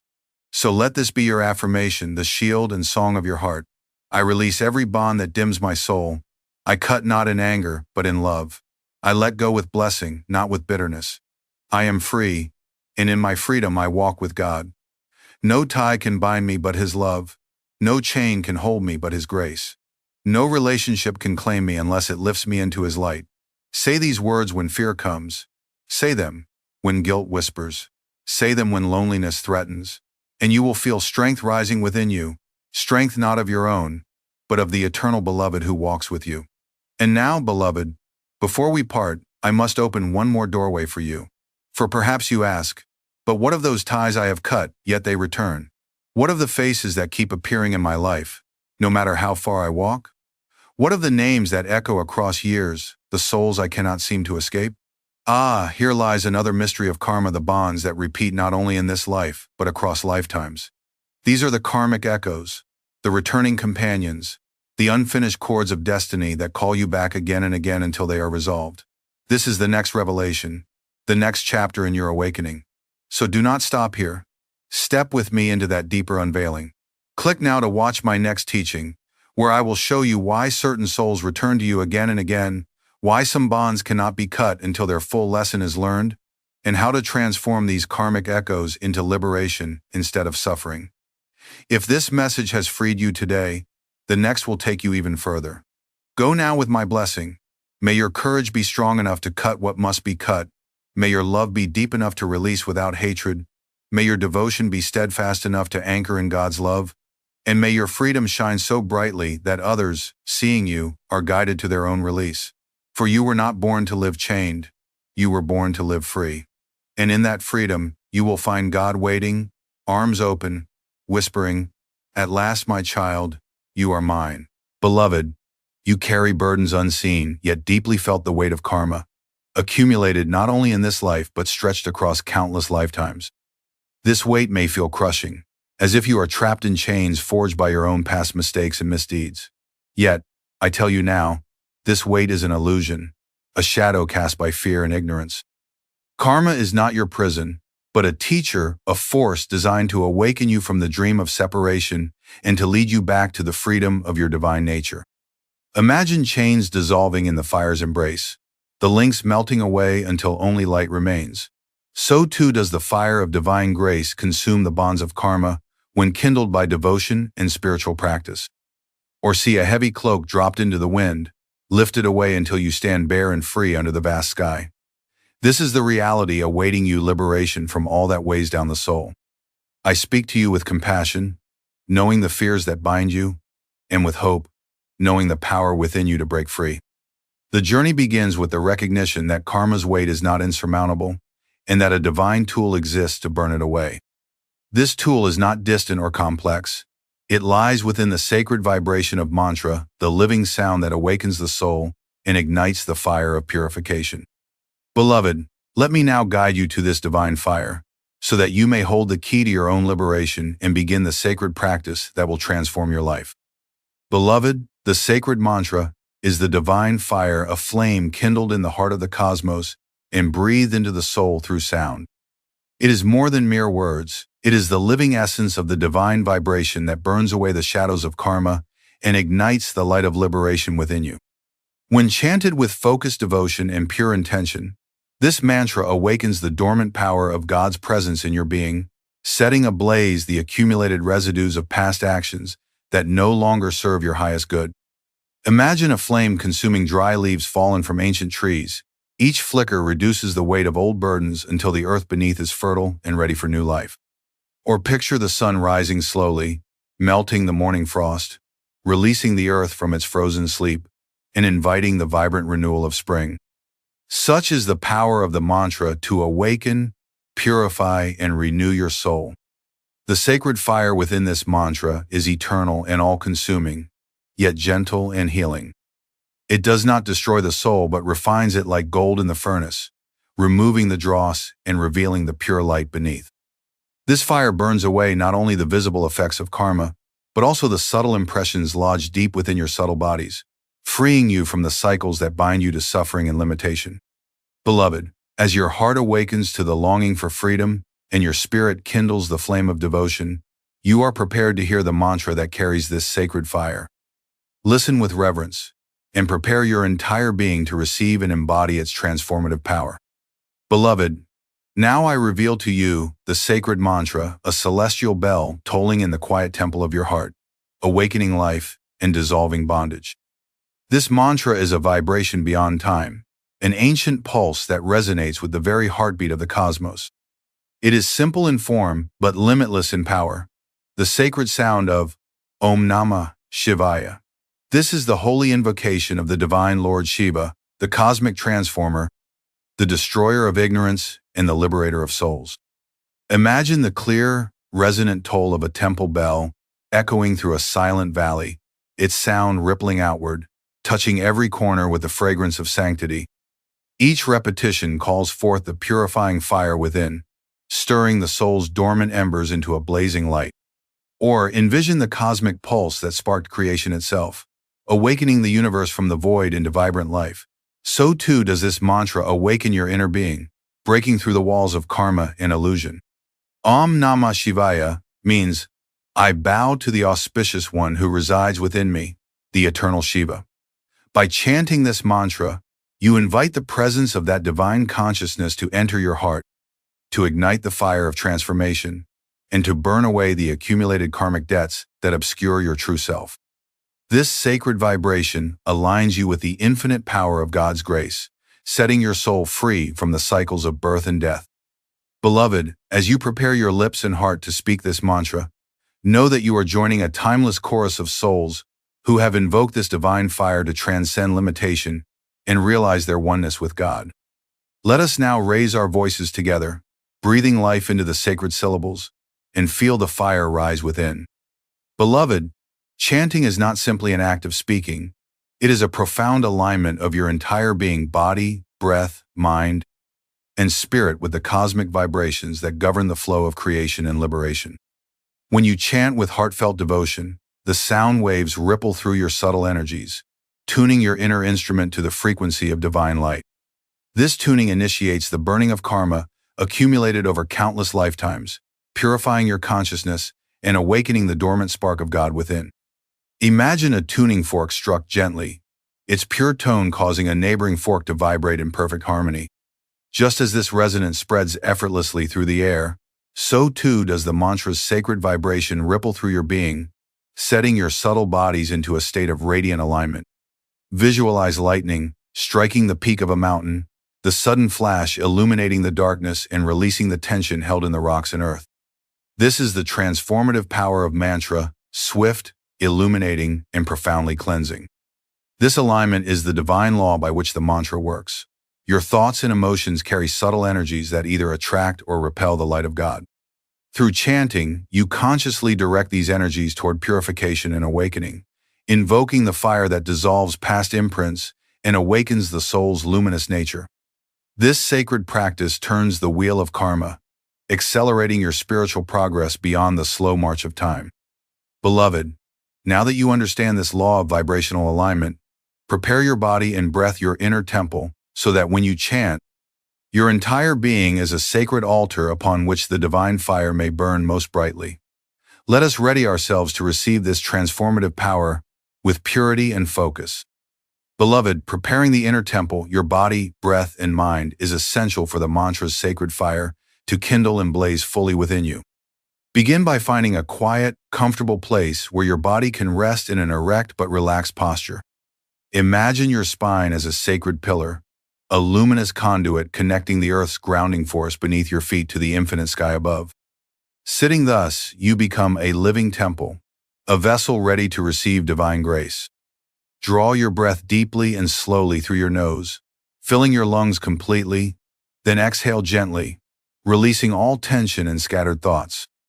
Each breath is a sacred bow drawn taut before releasing an arrow, precise, focused, and full of intention. Feel your mind becoming like a still pond, reflecting the full moon, perfectly calm, clear, and luminous. This stillness is the fertile soil where the mantra's power takes root and grows. Calm your thoughts and soften your gaze, letting your awareness settle at the spiritual eye, the point between your eyebrows where the soul communes with divine light. Here, distractions fade, and the veil between human and divine thins, allowing the sacred sound to penetrate deeply into your being. Your body breathes, your mind listens, and your soul awakens to the vibration of God. Beloved, this preparation is an act of reverence and love, aligning your entire being with the cosmic rhythm. When you are thus ready, your chanting becomes a sacred dance, a union of heart, breath, and spirit that ignites the divine fire of purification within. Let us now raise our voices together, chanting with devotion and presence, feeling the waves of grace wash through and cleanse us deeply. Beloved, now we come to the heart of this sacred practice, the chanting of the mantra itself, where your voice becomes the instrument of divine fire, and your breath the sacred wind that fans the flames of transformation. As you begin to chant, let each syllable be spoken with full presence and deep feeling, allowing the sound to vibrate not only from your lips but from the core of your being. This is no mere repetition but a living prayer, an invocation of God's purifying power to burn away the karma accumulated through countless lifetimes. Imagine the steady rhythm of waves gently washing the shore, each crest dissolving the footprints left by the past, making the sand anew. So too does your chanting wash away the stains of karma, cleansing your subtle bodies and freeing the soul to rise unburdened. Envision a fire consuming dry wood, its glowing embers spreading warmth and light throughout the darkness, reducing the old to ashes and leaving behind fertile ground for new growth. This is the sacred power you invoke with each breath and each sound. As we chant together now, feel the steady pulse of the mantra synchronizing your heart and mind with the eternal vibrations of the cosmos. Let your breath flow evenly, your posture steady, and your awareness open to the waves of divine light flowing through you. In the spaces between each repetition, rest in the silence, allowing the mantra's energy to settle and deepen within. This dance of sound and silence is where transformation unfolds, where the karmic debts are consumed, and the soul's radiant nature is revealed. Beloved, this chanting is only the beginning, the spark that ignites the sacred fire within you. With continued practice, this fire will grow, burning more brightly, purifying more deeply, and illuminating your path toward liberation. Let us now prepare to make this practice a daily offering, a steady flame that sustains and uplifts your soul through every moment of life. Beloved, the sacred fire ignited by chanting must be tended daily to grow into a steady flame that burns away karma and illuminates your soul's path. Consistent practice transforms momentary experiences into lasting spiritual power, enabling you to transcend old patterns and step fully into your divine nature. Like a lamp kept burning through the darkest night, your daily chanting becomes a beacon of light, guiding you steadily home to God's embrace. Consider a river that carves its way through stone, not by sudden force, but by persistent, gentle flow. Over time, the river's steady presence shapes the landscape, creating valleys, nourishing life, and forging a path to the sea. So too does your mantra practice with patience and devotion. It reshapes your consciousness, dissolving the barriers that bind you to karma and awakening the boundless freedom of the soul. Each repetition is a droplet contributing to this transformative current. To integrate this sacred practice, set aside time each day, morning or evening, or both, to chant with full presence. Create a quiet space where you can sit undisturbed, cultivating the posture, breath, and focus that prepare you to receive the mantra's grace. Allow the sacred sound to become your refuge amid life's storms, a wellspring of courage, peace, and purification. Beloved, as you deepen your daily offering, you will begin to soar free, liberated from the weight of karmic cycles, uplifted by divine light, and empowered to live fully as your true self. This freedom is not a distant dream, but your birthright, awakened through the steady flame of mantra chanting. Now, we turn to the glorious freedom that emerges from this practice, the peace and joy that come when the soul is truly unburdened. Beloved, the liberation born from devoted chanting is a flowering of the soul that touches every aspect of your being, a profound freedom that releases you from the chains of past karma and opens your heart to the boundless peace and joy of divine. This freedom is not merely the absence of suffering, but the radiant presence of grace, a luminous state in which the soul dances in harmony with the cosmic flow. Imagine a bird soaring effortlessly above towering mountains, its wings catching the currents of wind that carry it beyond every obstacle. The bird is free, unburdened by the weight of the earth below, flying in the vast expanse of sky with joy and ease. So too will you soar when the fire of mantra has burned away your karmic burdens, lifting your consciousness beyond limitation into the open sky of divine bliss. Consider a sky cleared after a long, stormy night, the clouds parted to reveal the bright stars in the gentle glow of dawn. The freshness of the air and the clarity of the light fill you with a sense of renewal and infinite possibility. Such is the peace that arises when karma's shadows are dissolved, leaving the soul bathed in eternal light and harmony. This freedom brings clarity, a deep knowing that guides your steps with surety and grace. No longer tossed by the tides of doubt or confusion, you walk confidently on your spiritual path, your vision unobscured by the mists of past karmas. You are buoyed by the steadfast strength of divine connection, an unshakable trust in God's loving guidance through all of life's seasons. Beloved, this state of freedom and peace is your natural heritage, waiting patiently for your devotion and practice to awaken it fully. As you continue to chant with love and presence, you embody this liberation more and more, becoming a living testament to the transformative power of sacred sound. Let us now explore how your newfound light can inspire and uplift those around you, expanding the circle of divine grace. Beloved, your liberation from the weight of karma is not a solitary triumph but a luminous gift that radiates outward, touching the lives of all who come into your presence. As your soul rises in freedom and light, you become a beacon, a living flame whose glow dispels the darkness in others' hearts and guides them toward their own awakening. The transformation you embody sends ripples across the vast ocean of consciousness, weaving a tapestry of grace and healing that connects all beings in the sacred dance of divine love. Imagine a single candle lighting many others, each flame brightening the room without losing its own brilliance. Your spiritual awakening is such a candle. Through your peace, your joy, and your steady faith, you ignite the sparks of courage and hope in those around you. Even without words, your presence speaks of freedom, resilience, and the infinite power of God's love. Like a great tree whose branches provide shelter and nourishment, your being offers refuge to souls seeking rest from their own struggles. This sacred responsibility is not a burden, but a blessing. To share your light is to participate in the eternal unfolding of divine will, to serve as a channel through which God's grace flows abundantly. Each act of kindness, each moment of compassionate listening, each prayer whispered for another becomes part of this luminous legacy, expanding the circle of healing and awakening. Beloved, understand that your transformation is never isolated. It reverberates in the hearts of many, inspiring others to rise, to chant, to burn away their own karmas, and to walk boldly on their spiritual paths. Your life, radiant with the light of liberation, becomes a sacred offering, a testament to the power of mantra, devotion, and divine grace to overcome every shadow. Now, as we prepare to close this sacred time together, let us gather in a final blessing of prayer to seal your practice and empower your continued journey of freedom and light. Beloved, as our sacred time together draws to a close, let us unite our hearts in a blessing that seals your journey of transformation and lights the path ahead with divine grace. In this solemn moment, breathe deeply and feel the vast ocean of God's love surrounding you, cradling your soul with gentle strength. You are not alone. You are held eternally in the arms of infinite compassion, supported by the unending current of divine light that flows through all creation. Visualize yourself as a river flowing toward the boundless ocean, your individual self dissolving into the eternal vastness where all fears, all karmas, and all separations are transmuted into pure light and love. Imagine a crown of radiant light resting upon your head, the symbol of your soul's awakening and mastery over the cycles of karma.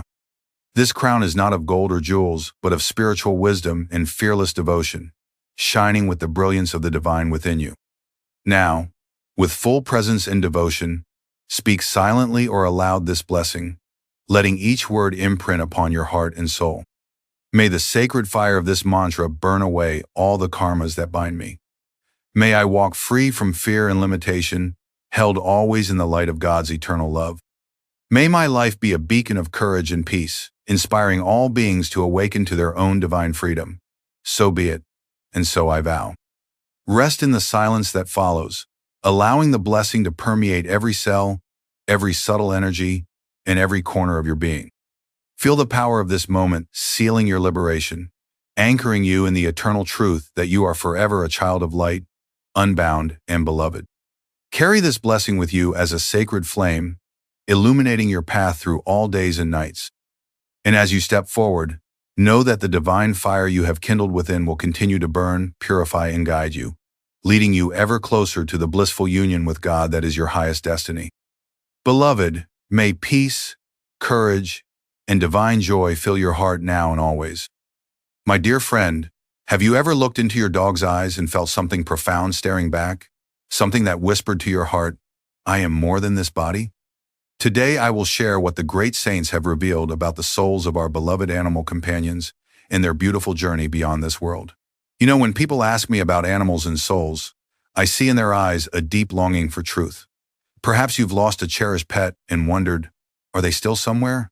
Are they at peace? Do they remember the love you shared? Or maybe you felt guilty about how we humans treat our animal brothers and sisters, wondering if there's something more sacred about these relationships than we've been taught. Maybe you've looked at your cat sitting in perfect stillness, or watched your horse running free in the pasture, and sensed something magnificent there, something that touched a place in your soul you couldn't quite name. Maybe you felt drawn to animals in a way that others didn't understand, sensing they had wisdom to offer that went far beyond simple companionship. My friend, by the time we finish our conversation today, you will understand the sacred nature of every animal soul. You will find healing for any grief you carry from losing beloved companions. You will gain a completely new way of seeing every creature you meet, from the tiniest insect to the mightiest elephant. Most importantly, you will discover practical ways to honor these precious souls every single day, transforming your relationship with all living beings from casual interaction to sacred communion. This wisdom comes not from books alone, though the ancient scriptures do speak of these truths. It comes from years of deep communion with the divine, from direct experience in the highest states of consciousness, where the veil between species dissolves and we see the one life expressing itself in countless forms. The Vedas speak of these truths, but they are often hidden from casual readers, veiled in symbols and Sanskrit that can confuse rather than illuminate. Today, I want to share them with you as clearly as if we were sitting together in my garden at the ashram, watching the peacocks display their magnificent feathers, listening to the gentle cooing of doves, feeling the presence of God in all life around us. I want you to understand not just with your mind, but with your heart, the incredible truth about the souls of our animal friends. Let me begin with a story that changed my understanding forever, a story that opened my eyes to the divine consciousness that shines through our animal companions with such purity that it puts many human hearts to shame. In my ashram in Ranchi, there lived a beautiful dog named Bankim.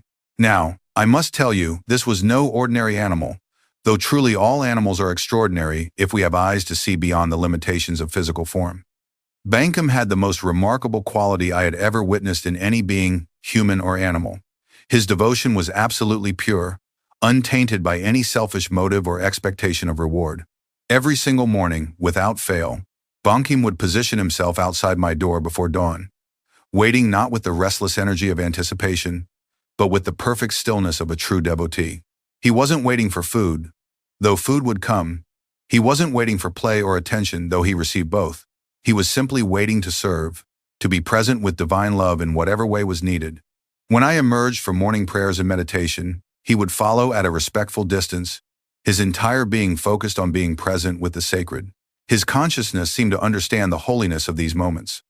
During our group meditations, he would lie quietly at the edge of the gathering, and I could feel his peaceful presence adding to the spiritual atmosphere in the room. Sometimes I would glance at him during deep states of consciousness and see that he too was absorbed in a kind of meditation, his breathing slow and rhythmic, his eyes soft with an inner light. One particular day remains vivid in my memory. A visitor came to the ashram, a wealthy businessman from Calcutta carrying great anger and pain in his heart. His wife had left him, his business was failing, and he blamed God for his suffering. He spoke harshly to the devotees, criticized our simple ways of living, mocked our practices of meditation and prayer. When Bankim approached with his usual loving greeting, tail wagging gently, the man's rage found a new target. He shouted at the innocent creature, calling him a dirty beast, and even kicked at him when the gentle dog came closer, drawn by some divine instinct to offer comfort to a suffering soul. But here is what amazed me, my friend. Bankim did not run away. He did not bark or show the slightest aggression. He showed no hurt feelings or wounded pride. Instead, he simply sat down near the angry man, about 6 feet away, and looked at him with such pure, unconditional love that something in that hardened heart began to crack open. I watched this scene unfold and realized I was witnessing something sacred, something that would be difficult for even advanced spiritual students to achieve. Here was a creature demonstrating the very Christ-like consciousness we humans struggle for lifetimes to develop. No judgment of the man's harsh words, no resentment for the physical aggression, no desire for revenge or even self-protection. Only love, only compassion. Only the recognition of the divine spark in another being, even when that being was lost in the darkness of his own pain. For nearly an hour, Bankim maintained this loving vigil. The man continued his angry tirade against life, against God, against the unfairness of existence, but gradually his voice grew softer. Something about that steady, loving presence was melting the ice around his heart. Finally, he looked down at the dog, and something broke open completely. Tears began to flow as he knelt and gently stroked Bankim's head, whispering, "Even this innocent creature can forgive me. Maybe there is hope for my soul after all." That night, the man stayed for evening prayers. Within a week, he had completely transformed his approach to life, dedicating himself to serving others rather than accumulating wealth. But it was Bankim who had been his first teacher, Bankim who had shown him what unconditional love looked like in action. When Bankim's time came to leave his earthly body many years later, I was blessed to be with him in those final moments. Age had taken its toll on his physical form, but his spirit remained as radiant as ever. I held him gently as his breathing grew shallow, and in those precious final minutes, I looked deep into his eyes and saw something that took my breath away. There was a soul there, as individual and precious as any human soul I had ever encountered, but somehow purer, simpler, more directly connected to the source of all love. There was intelligence there, deep emotional capacity, and most remarkably, a kind of spiritual wisdom that had developed through years of practicing perfect devotion. As his spirit prepared to leave his worn-out body, I felt something extraordinary happening. His consciousness was not diminishing or fading away as materialists would have us believe. Instead, it was expanding, brightening, preparing for a transition to a higher state of existence. In my inner vision, I could see his soul, luminous and free, ready to continue its journey in realms of greater light and consciousness. The divine whispered to my heart in that moment, "This soul has learned the lessons of pure devotion and selfless service. He graduates now to higher classrooms of spiritual evolution, carrying with him the love he has given and received." I understood then that Bankim's next incarnation would be in a form that would allow him to express even more of his developed spiritual qualities. But this profound experience raised beautiful questions that I had been pondering for years. What exactly is a soul, and how does it express through our animal companions? How do we recognize the sacred nature of animal consciousness? And what can we learn from these pure hearts about our own spiritual journey? You see, my friend, many people in our modern world think animals are just bundles of instinct, driven only by hunger, fear, and basic survival needs. How tragically limited this view is, how it blinds us to the magnificent truth that surrounds us every day. This mechanistic understanding reduces the incredible complexity and beauty of animal consciousness to mere chemical reactions and programmed responses.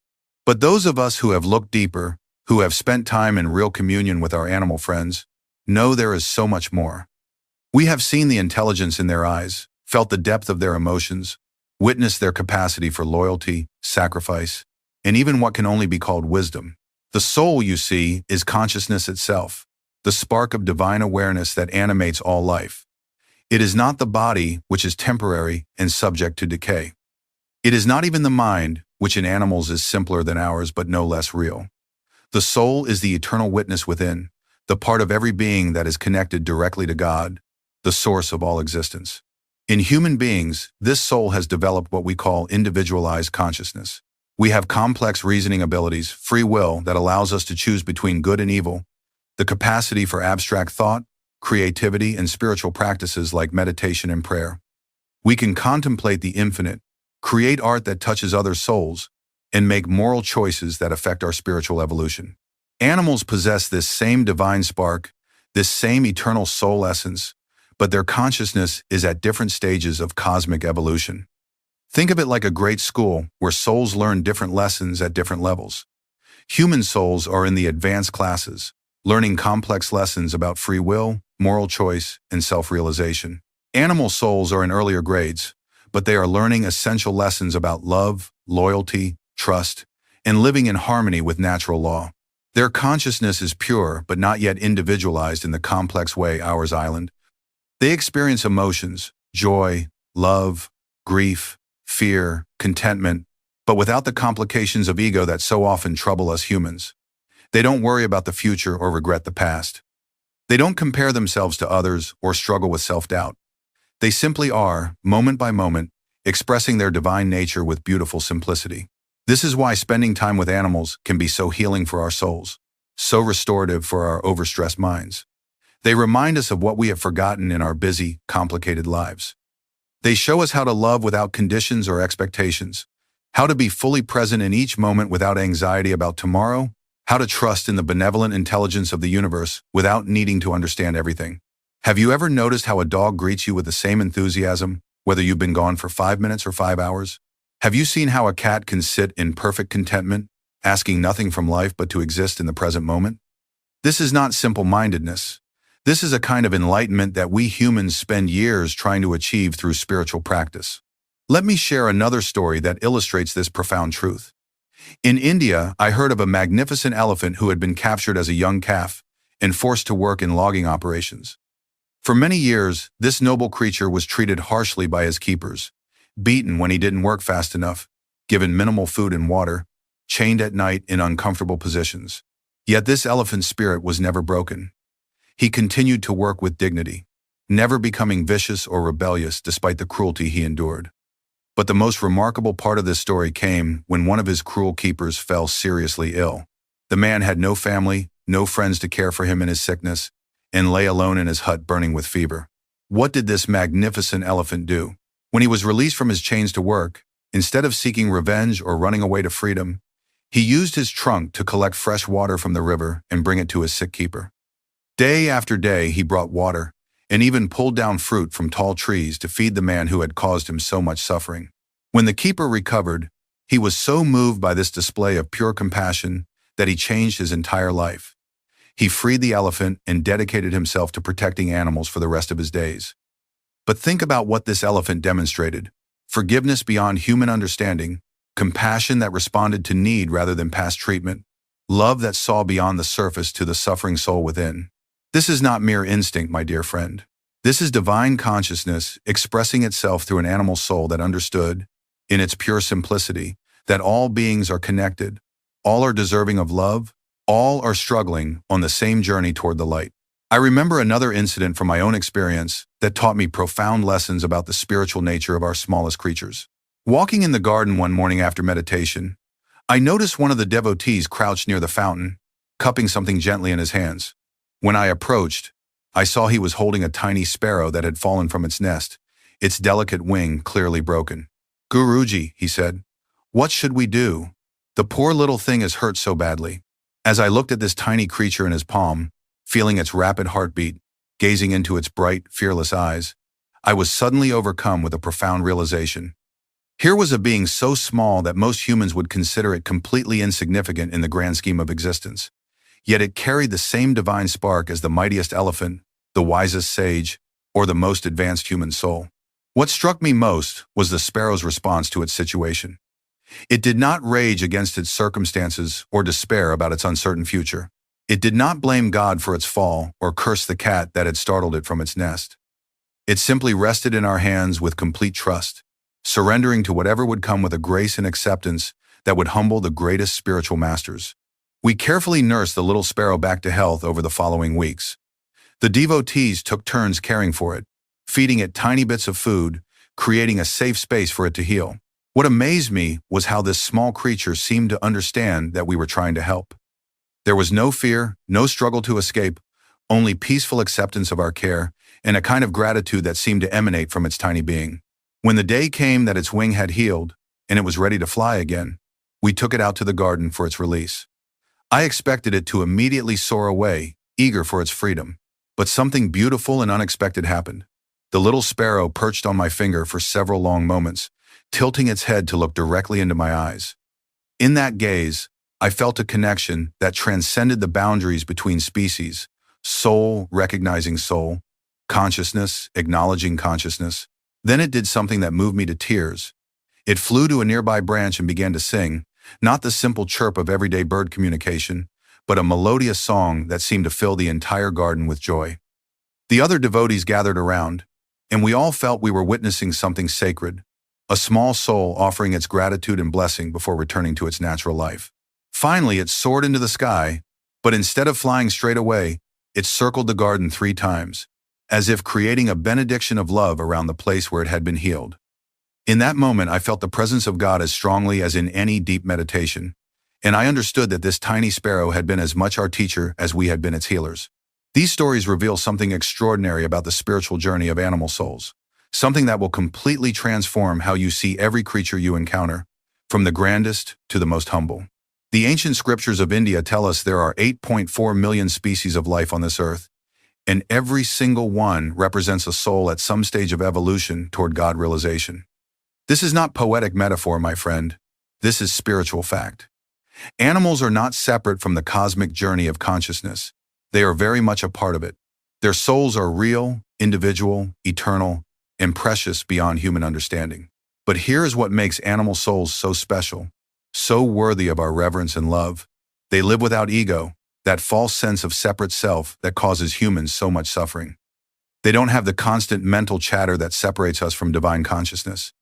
They don't worry about their reputation or compare themselves to others. They don't hold grudges or plan revenge. They simply exist in the eternal now, connected to the source of life in a way that is pure and immediate. A dog loves you not because you're successful or attractive or wealthy. He loves you because love is his nature, because he sees directly into your soul and responds to the divine light there. A cat seeks your warmth and companionship not because of your social status or achievements, but because there is a natural affinity between conscious beings, a recognition of shared essence. This is why animals can be such powerful healers and teachers for human souls. They reflect back to us our own capacity for unconditional love, for living fully in the present moment, for trusting in the benevolent intelligence of the universe. They show us what we look like when we drop our pretenses and defenses, and simply allow our true nature to shine. I have seen the most hardened hearts soften in the presence of a loving animal. I have watched people discover their own capacity for tenderness when caring for a sick or injured creature. I have seen children learn their first lessons about responsibility, compassion, and the cycles of life through their relationships with beloved pets. Animals are mirrors of divine consciousness, reflecting back to us qualities we may have buried under layers of social conditioning and mental complexity. They remind us that joy doesn't require complicated circumstances, that peace is always available in the current moment, that love is the most natural response to existence itself. Now, you might wonder, and rightfully so, what happens to these precious souls when they leave their earthly bodies? This question has caused so much pain and confusion for humans throughout history. Where do our beloved animal companions go when they pass from this physical world? Do they simply cease to exist, as materialists would have us believe? Or do they continue their journey in ways we can barely imagine? My friend, I want to share with you one of the most beautiful truths about existence. The journey of the soul continues beyond the physical form for animals, just as it does for humans. Death is not the end of consciousness, but a doorway to expanded existence. When an animal's earthly life ends, its soul travels to what we call the astral realms, planes of existence made of light and consciousness, rather than dense physical matter. These astral dimensions are not vague, imaginary places, but real territories of existence that become visible to the soul when it is freed from the limitations of physical embodiment. In these higher realms, animal souls continue their evolution in bodies of pure energy, free from physical pain, limitation, or the needs that bound them to earthly existence. Here they experience joy beyond anything possible in physical form, love that is not dependent on circumstances, and continued growth in consciousness. The lamb that was slaughtered, the dog that died in old age, the bird that fell from the sky, all continue their existence in forms of light and bliss that perfectly express their developed spiritual qualities. And here is something that may bring great comfort to your heart if you have lost a beloved animal companion. They do reunite with the human souls they loved in earthly life. The bonds forged between souls persist beyond physical death. Love is the fundamental force of the universe, and true love never dies, never disappears, never becomes meaningless. I have seen this truth in the deepest states of meditation, where the boundaries between physical and astral worlds become transparent. The astral plane is a realm where love is the primary reality, where the connections formed between souls create actual structures of light and energy that endure through countless lifetimes. That dog who loved you so faithfully, bringing you comfort in times of sorrow and sharing your joy in times of happiness, he carries that love with him into the higher realms. That cat who seemed to understand your moods better than most humans, who offered her purring presence when you needed healing, she exists now in dimensions where her loving nature can express itself without physical limitations. That horse who carried you across meadows and mountains, sharing adventures that created bonds deeper than words, his noble spirit continues its journey in realms where he can run free across infinite landscapes of light and joy. These reunions in the astral world are not brief, sentimental meetings, but real relationships that continue the spiritual education begun on Earth. Human and animal souls who shared love help each other grow in consciousness, learn from each other's unique perspectives, and support each other's continued evolution toward divine realization. But their journey doesn't end in the astral realms either. Animal souls continue to evolve through the cosmic curriculum of consciousness. Some remain in higher astral planes for long periods, developing more refined qualities of love, intelligence, and spiritual awareness. Others incarnate again in physical form, sometimes as the same species but with greater consciousness, sometimes evolving into more complex animal forms. And here is something truly remarkable. Some animal souls, especially those who have served humans with great love and devotion, receive what we might call special grace. Their evolution accelerates dramatically through the love they have given and received. They may skip many stages of development and incarnate as humans in their next physical lifetime, ready to begin the complex lessons of individualized consciousness, free will, and moral choice. This is not automatic or universal. It is a blessing earned through exceptional spiritual development. The dog who sacrifices his life to save his human family, the horse who serves faithfully for decades, the cat who brings healing presence to a sick child, these souls may graduate directly to human incarnation, bringing with them the precious qualities they developed in their animal lives. Think about this possibility when you encounter humans who seem to possess animal virtues in their purest form: unwavering loyalty, unconditional love, intuitive wisdom, the ability to live fully in the present moment. Perhaps these are souls who have graduated from animal incarnations, bringing with them the beautiful gifts they developed in simpler forms of life. I have met people who clearly carried the qualities of animal consciousness in the most wonderful ways. There was a man in our ashram who had the loyal heart of a faithful dog. He would never abandon a friend in need and loved without any thought of personal gain. There was a woman who possessed the grace and independence of a noble cat, self-contained yet affectionate, able to comfort others through simple presence. Another devotee reminded me of a wise elephant, gentle despite his great strength, protective of the vulnerable, capable of deep emotional bonds that lasted lifetimes. Perhaps these souls had indeed graduated from animal incarnations, bringing with them the spiritual treasures they had accumulated through lives of pure-hearted service and love. This understanding should make us all pause and reflect deeply on our relationships with the animal souls around us.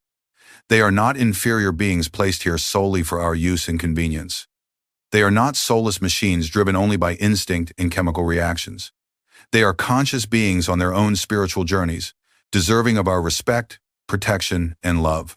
More than this, human consciousness has a profound effect on the animal souls in our care and in our environment.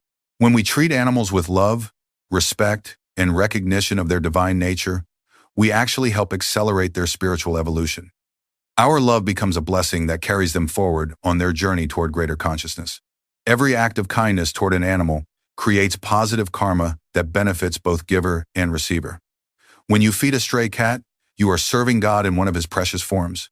When you rescue an injured bird, you are participating in divine healing. When you speak gently to your dog or horse, you are offering the gift of conscious love that helps that soul develop greater awareness and spiritual sensitivity. Conversely, when we treat animals with cruelty, indifference, or see them merely as objects for our convenience, we create karmic burdens for ourselves and may actually slow their natural spiritual evolution. This is not punishment from an angry God, but simply the natural law of cause and effect operating on the spiritual plane. Every moment of cruelty toward an innocent creature creates disturbances in the cosmic harmony that must eventually be balanced. Every act of indifference toward animal suffering builds barriers around our own hearts that eventually limit our capacity for love and joy. But every gesture of compassion, every moment of recognition that we are dealing with fellow souls on the sacred journey of existence, creates waves of positive energy that bless all life around us. This understanding completely transforms how we should relate to our animal brothers and sisters. They are not mere property to be owned and disposed of at will. They are not entertainment for our amusement or tools for our convenience. They are souls on sacred journeys, each one precious to God, each one deserving of our reverence and care. When you look into your dog's eyes and see that spark of recognition, you are experiencing real soul-to-soul communication. When your cat seems to sense your mood and offers comfort at exactly the right moment, that is genuine spiritual intuition at work. When wild animals in nature display behaviors that seem almost human-like in their intelligence, emotional depth, or social cooperation, you are witnessing the divine consciousness expressing itself through forms different from, but not lesser than our own. The elephant who mourns her dead calf, the dolphin who rescues a drowning swimmer, the bird who adopts orphaned chicks of another species. These are not mere instinctual behaviors, but expressions of the same universal love that motivates the highest human spiritual achievements. Knowing this truth is beautiful and inspiring, but how do we live it daily? How do we honor the sacred nature of animal souls in practical, meaningful ways that make a real difference in the world? Let me share with you 3 powerful practices that will transform not only your relationship with animals, but your entire approach to life, opening your heart to the divine presence that exists in every living being. The first practice I call sacred recognition, and it is perhaps the most important spiritual discipline you can develop in relationship to animal souls. Every single day, whenever you encounter an animal, whether it's your own beloved pet, a bird singing in the park, a squirrel gathering nuts for winter, or even a small insect going about its mysterious business, take a moment to pause and silently acknowledge the divine spark within that creature. This is not merely an intellectual exercise, but a heart-opening practice that will gradually awaken your spiritual vision. Look gently into their eyes if possible, but even if you cannot make direct eye contact, focus your attention on the life force that animates them. Feel the reality of their consciousness, their capacity for experience, their place in the great web of existence. Then mentally send them this blessing, either in these exact words or in your own heartfelt language. I see the light of God shining in you, precious soul. May you be happy, may you be free from suffering, may you be protected and loved, may you continue your beautiful journey toward the divine with joy and peace. As you practice this recognition, something miraculous will begin to happen. Your perception will gradually shift from seeing animals as separate, lesser beings to recognizing them as fellow expressions of the one consciousness that lives in all creation. Your heart will naturally open to greater compassion, wonder, and love. You will begin to notice things you never saw before: the intelligence in a crow's problem-solving, the emotional complexity in your cat's behavior, the deep social bonds between wild animals, the mysterious ways creatures seem to appear in your life exactly when you need their particular medicine or teaching. This practice will also change how animals respond to you. They are incredibly sensitive to human consciousness and can feel when someone truly sees and respects them. Dogs will be more relaxed and trusting in your presence. Cats may choose to spend more time near you. Wild animals may be less fearful, sensing that you mean them no harm. I have seen this transformation in countless people who have committed to this simple practice. One woman wrote to tell me that after months of blessing every animal she encountered, she began to notice that injured or distressed animals seemed to find their way to her, as if her consciousness had become a beacon of healing energy that creatures could sense from great distances. The second practice is what I call communion with animal spirits, and this is especially healing for those who carry grief from losing beloved animal companions. If you have experienced the death of a cherished pet and still feel that ache of loss in your heart, this practice will bring you profound healing and peace. Find a quiet place where you will not be disturbed, perhaps in nature if possible, but anywhere you can sit peacefully will work. Close your eyes and begin to breathe slowly and deeply, allowing your body to relax and your mind to become calm and centered. Now picture your departed animal companion in your mind's eye, but see them not as they were in their final days if they were ill or aged, and certainly not in any moment of suffering. Instead, visualize them in their prime, full of energy, health, and the joy of life. See them exactly as they were in their happiest moments with you, playing, running, resting contentedly in your presence. Feel their presence with you in the room, as if they had just walked in and settled down nearby. This is not imagination or wishful thinking. In the astral realms, distance and time work differently than in physical reality. Your love creates an actual connection that transcends physical death. Now speak to them silently from your heart, exactly as you would if they were physically present. Tell them how much their love meant to you. Share specific memories of joy you experienced together. Thank them for the lessons they taught you about loyalty, unconditional love, living in the present moment, or whatever gifts they brought to your life. Express any feelings you may have about their passing: sadness, guilt, if you had to make difficult decisions about their care, gratitude for the time you had together, hope that they are at peace. Pour out your heart honestly and completely. Then ask them to let you feel their continued existence and love. Request a sign that they are well and happy in their new form of existence. Ask them to help you understand that love never dies, that the bond you shared continues in the higher realms of consciousness. Now listen with your heart, not your analytical mind. Be open to whatever comes. You may feel a sudden warmth in your chest, a sense of peace settling over you, a gentle pressure as if they were touching you, or a vivid memory of a happy time together that brings not sadness but joy. You might hear their bark or purr in your inner hearing, or sense their presence so strongly that you turn to look, expecting to see them there. You may feel their personality, their unique energy signature, as clearly as when they were in physical form.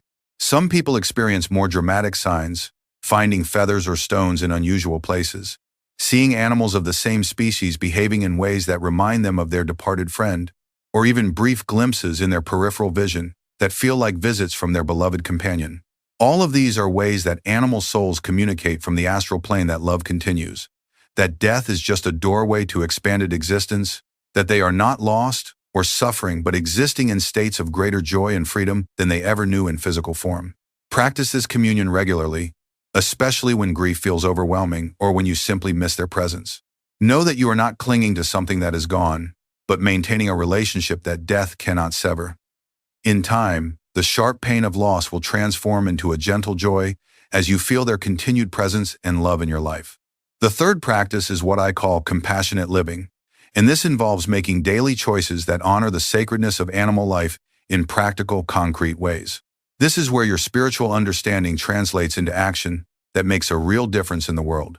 Begin with your diet, but approach this with wisdom and gradual change rather than sudden, extreme shifts that may not be sustainable. If you currently eat meat, start by reducing the amount and choosing sources where animals were treated with greater care and respect during their lives. Bless the animals whose lives provided your food, sending gratitude for their sacrifice and asking that their souls be blessed on their spiritual journey. Even if you are not ready to completely change your dietary habits, you can begin to eat with greater consciousness. Before meals, take a moment to honor any animal products you are consuming. Send love and gratitude to the creatures involved. Ask that their sacrifice contribute to your ability to serve life and spread love in the world. Many people find that as their consciousness about animal souls develops, their dietary preferences naturally shift toward foods that cause less suffering. This is not a rule or requirement, but a natural evolution that often accompanies spiritual growth. Follow your own heart and intuition in this matter, but do so with awareness rather than unconscious habit. Create sacred space in your home and garden that welcomes all life. Put out fresh water for birds, especially during hot weather or winter when natural sources may be scarce. Plant flowers that feed bees and butterflies, choosing native species that support local ecosystems. Make your environment a sanctuary where animal souls feel safe and welcomed.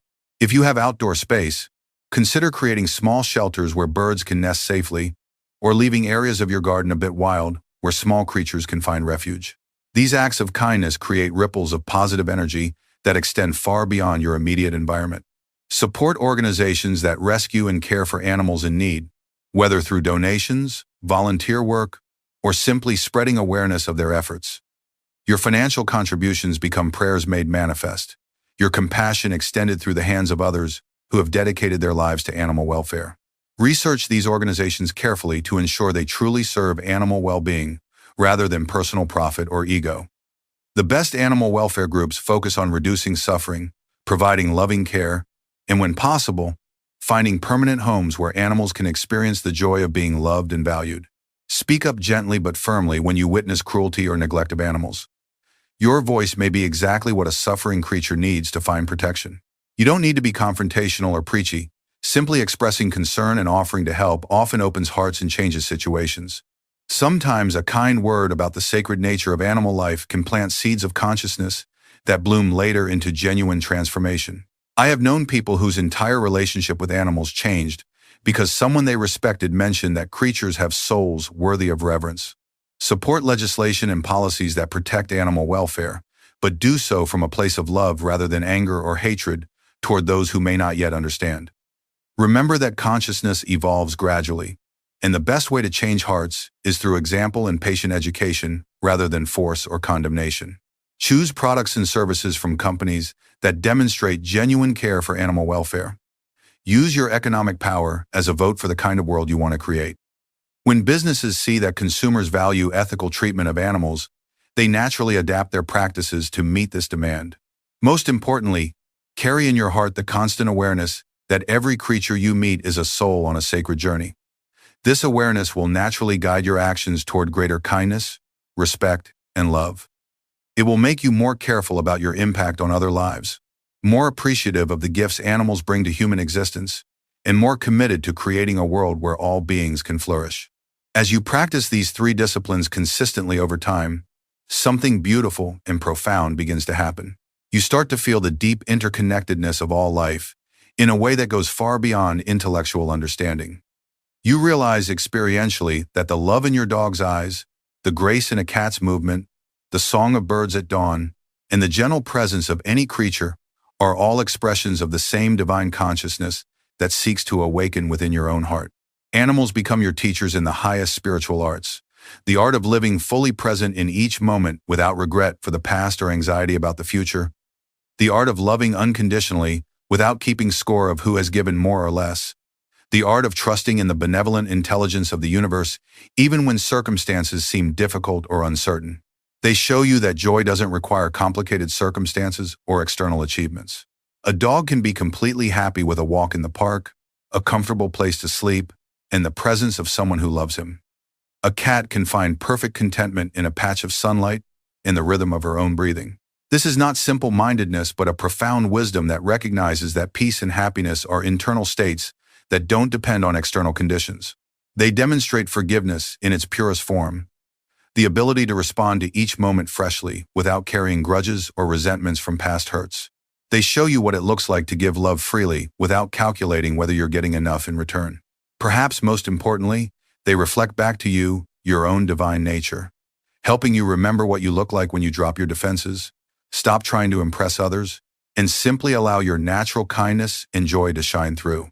As this transformation deepens in your consciousness, you begin to see that your relationship with animals is actually a pathway to understanding your relationship with all life.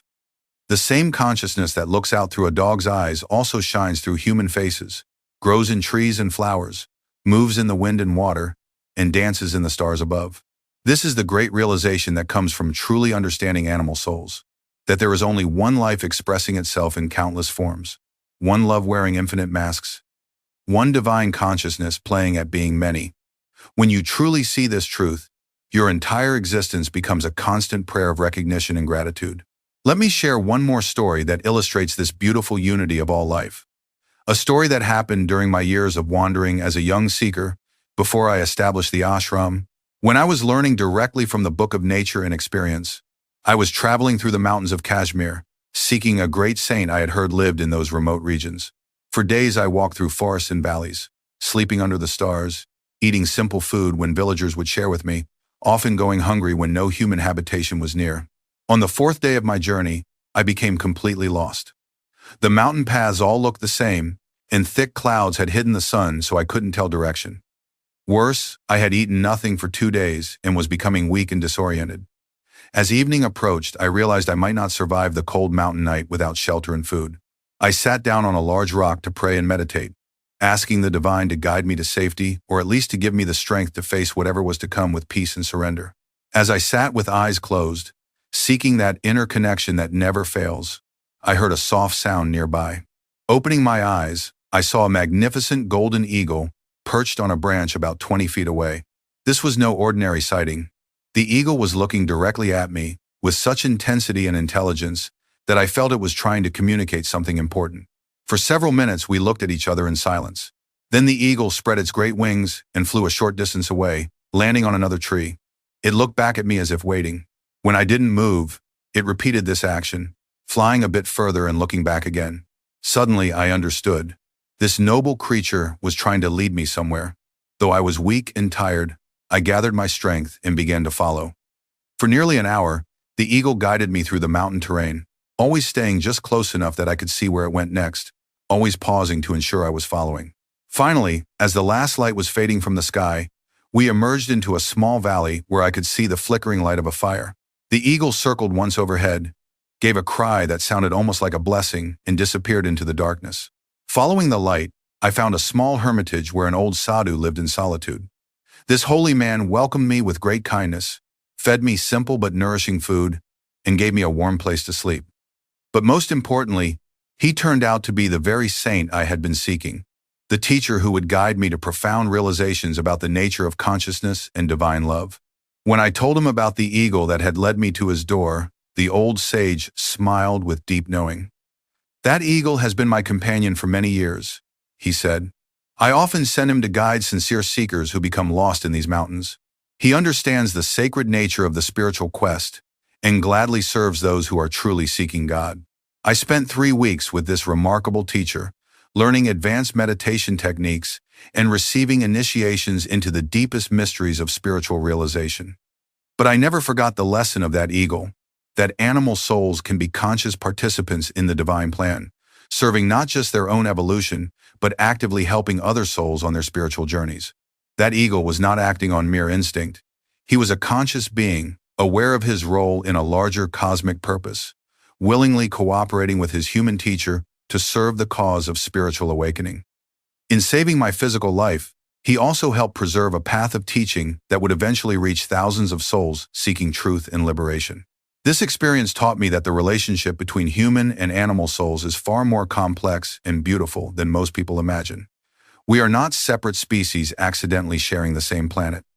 We are conscious beings at different stages of the same magnificent journey, often called to serve each other in ways that the limited mind cannot comprehend, but the awakened heart recognizes as divine orchestration. When you begin to see life from this expanded perspective, everything changes. The dog who appears in your life at exactly the moment you need to learn about unconditional love is not there by coincidence. The cat who chooses to spend her final days with you when she could go anywhere is offering a sacred gift of trust and teaching about peaceful surrender. The birds that sing outside your window during times of sorrow are not random. They are messengers of hope, reminding you that joy and beauty persist even in difficult times. The wild animals you encounter in nature, the injured creatures that somehow find their way to your door, the pets that choose you as much as you choose them, all are part of a vast network of conscious cooperation between souls at different levels of evolution, all working together in the great project of awakening to divine love. This understanding brings tremendous responsibility, but also tremendous joy. You realize that your every interaction with an animal soul is an opportunity to serve the divine plan of evolution, to help another being grow in consciousness and love, and to learn essential lessons for your own spiritual development. When you truly understand that animals have souls, that they continue their journey after physical death, that they are conscious participants in the cosmic dance of awakening, it becomes impossible to treat them with indifference or cruelty. You realize that every act of kindness toward a creature is an act of worship. Every moment of compassion is a prayer made manifest.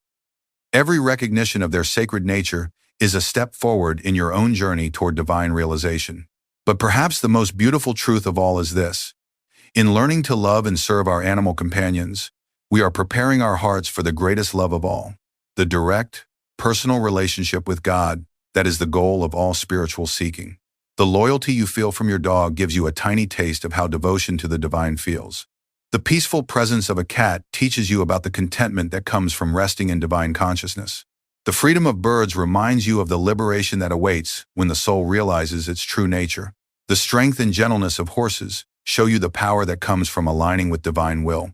Every quality you admire in animals, their capacity for forgiveness, their ability to live in the present moment, their unconditional love, their trust in the natural order, these are actually reflections of your own divine nature, mirrors that help you remember who you really are beneath all the layers of conditioning and complexity.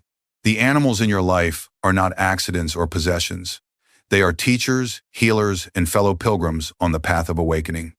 They have volunteered to share part of their journey with yours, offering their unique gifts while receiving the blessing of conscious love and care that helps accelerate their own spiritual evolution. As we near the end of our time together today, I want to leave you with some final wisdom about how to carry this understanding forward in your daily life, how to let this knowledge transform not just your relationship with animals, but your entire approach to existence. First, remember that developing true compassion for animals is excellent preparation for developing compassion for all beings. The same heart that can feel genuine love for a homeless dog can learn to feel love for difficult humans. The same consciousness that can recognize the divine spark in a tiny bird can learn to see that same spark shining in every human face, even those that seem lost in darkness or pain. Start with the animals, my friend. Let them teach you how to love without condition, how to forgive without keeping score, how to be present without agenda. These lessons will naturally expand to encompass all your relationships, making you a more loving spouse, parent, friend, and member of the human community. Second, use your growing awareness of animal consciousness as a gateway to feeling the sacredness of all life. When you can truly see that a flower has consciousness, that a tree is a living being deserving of respect, that the earth itself is a conscious entity providing for countless forms of life, you begin to live with the reverence that is the foundation of all spiritual wisdom. This reverence changes how you walk on the earth, how you consume resources, how you relate to nature, how you see your place in the vast web of existence.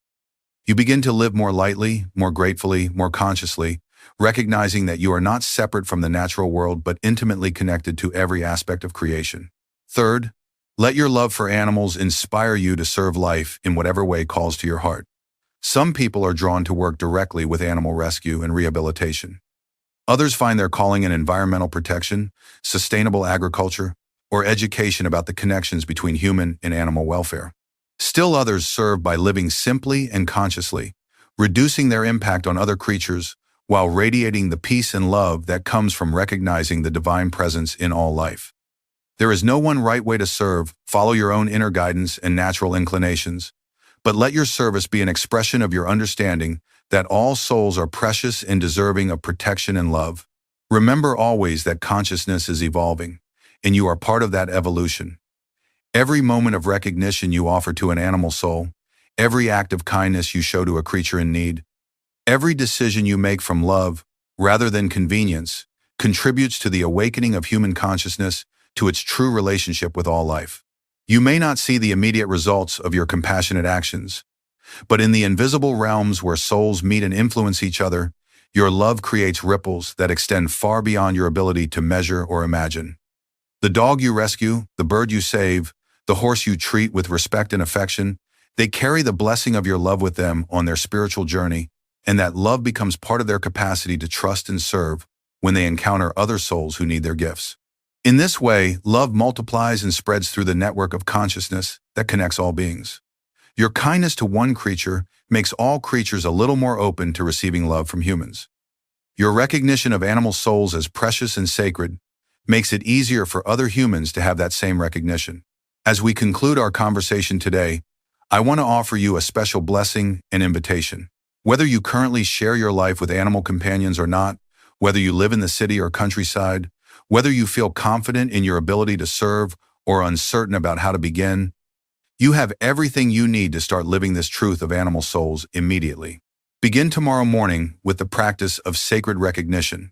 As you go through your day, pause whenever you encounter any creature, even if it's just a pigeon on the sidewalk or a spider in your bathroom, and silently acknowledge the divine spark within that being. Send them love and blessing, even if only for a few seconds.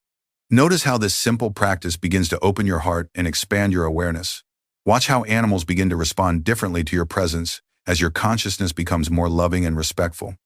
Observe how your own capacity for joy and wonder increases as you recognize the miraculous nature of the life that surrounds you constantly. If you have lost beloved animal companions, begin tonight with the practice of communion with animal spirits. Set aside time to consciously connect with their continued existence and love. Let them help you understand that death is not an ending, but a graduation to greater freedom and joy. And starting immediately, look for ways to live with greater compassion toward all creatures. Small changes made with love and consciousness create more positive impact than dramatic gestures made from ego or social pressure. Follow your heart, move at your own pace, but do begin the journey of aligning your daily choices with your understanding of the sacredness of all life. Remember, dear soul, that every creature, great and small, carries the same divine spark that lives within you. Animals are not lesser beings placed here for our convenience and use. They are our brothers and sisters on the path home to God, teaching us through their pure hearts what we sometimes forget in our complex minds. How to love without condition, how to live without fear, how to trust in the benevolent intelligence that guides all existence. In every dog's loyalty, you can see a reflection of God's faithfulness to every soul who seeks divine love. In every cat's graceful independence, you witness the soul's inherent freedom and dignity. In every bird's joyous song, you hear an echo of the music that fills the celestial realms. In every gentle creature's trust, you find a reflection of the childlike faith that opens the kingdom of heaven. The next time you look into an animal's eyes, remember what you have learned today. See beyond the physical form to the eternal soul within. Recognize that you are in the presence of consciousness itself, wearing a different costume but sharing the same essential nature as your own deepest self. Send that soul your blessing, your recognition, your love. In doing so, you bless not only that precious creature but your own spiritual development as well. For in learning to see God in the humblest animals, we prepare our hearts to see God everywhere, in every human face, every flower blooming, every star shining in the infinite sky above.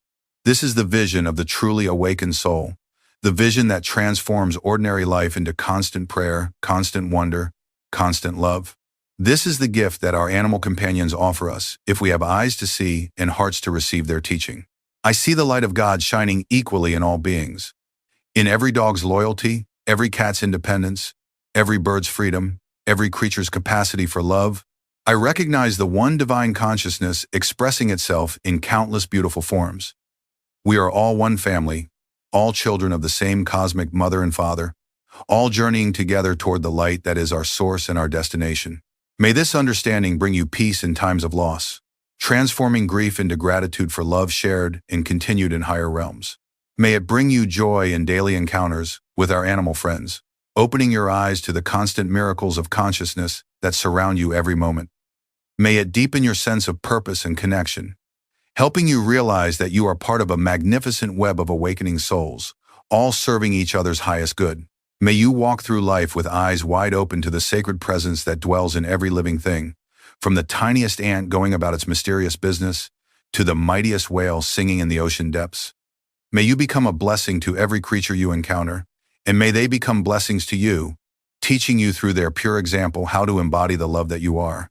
If this teaching has touched your heart and expanded your understanding, please subscribe to receive more ancient wisdom from modern souls searching for truth and meaning in our complex world. Give this video a like if you feel differently about animals now, if you see them with new eyes of recognition and respect. Most importantly, share in the comments about a special animal who has been your teacher. Tell us about the dog who taught you about loyalty, the cat who showed you how to find peace in simple moments, the bird whose song lifted your spirit in dark times, or any creature whose presence brought unexpected gifts to your life. Your story might be exactly what another soul needs to hear today. Someone who has recently lost a beloved pet might find comfort in your words. Someone who has never considered that animals have souls might have their consciousness opened by your experience. Someone who feels alone in their love for creatures might discover a community of kindred spirits who share their reverence for all life. We are all connected in this great web of awakening consciousness, and by sharing our experiences of divine love expressing itself through our animal companions, we help each other remember the truth of our unity with all creation. Until we meet again in the eternal space where all souls are one, may you see God's love reflected in every creature's eyes. May you feel the blessing that flows through every genuine connection between souls, whether they wear human form or walk on four legs or fly through the sky on wings of wonder. May your life become a prayer of gratitude for the incredible gift of existence in this world, where consciousness expresses itself in such infinite variety and beauty. And may every animal who crosses your path feel the warmth of recognition and love that you carry in your awakened heart. Peace. Amen.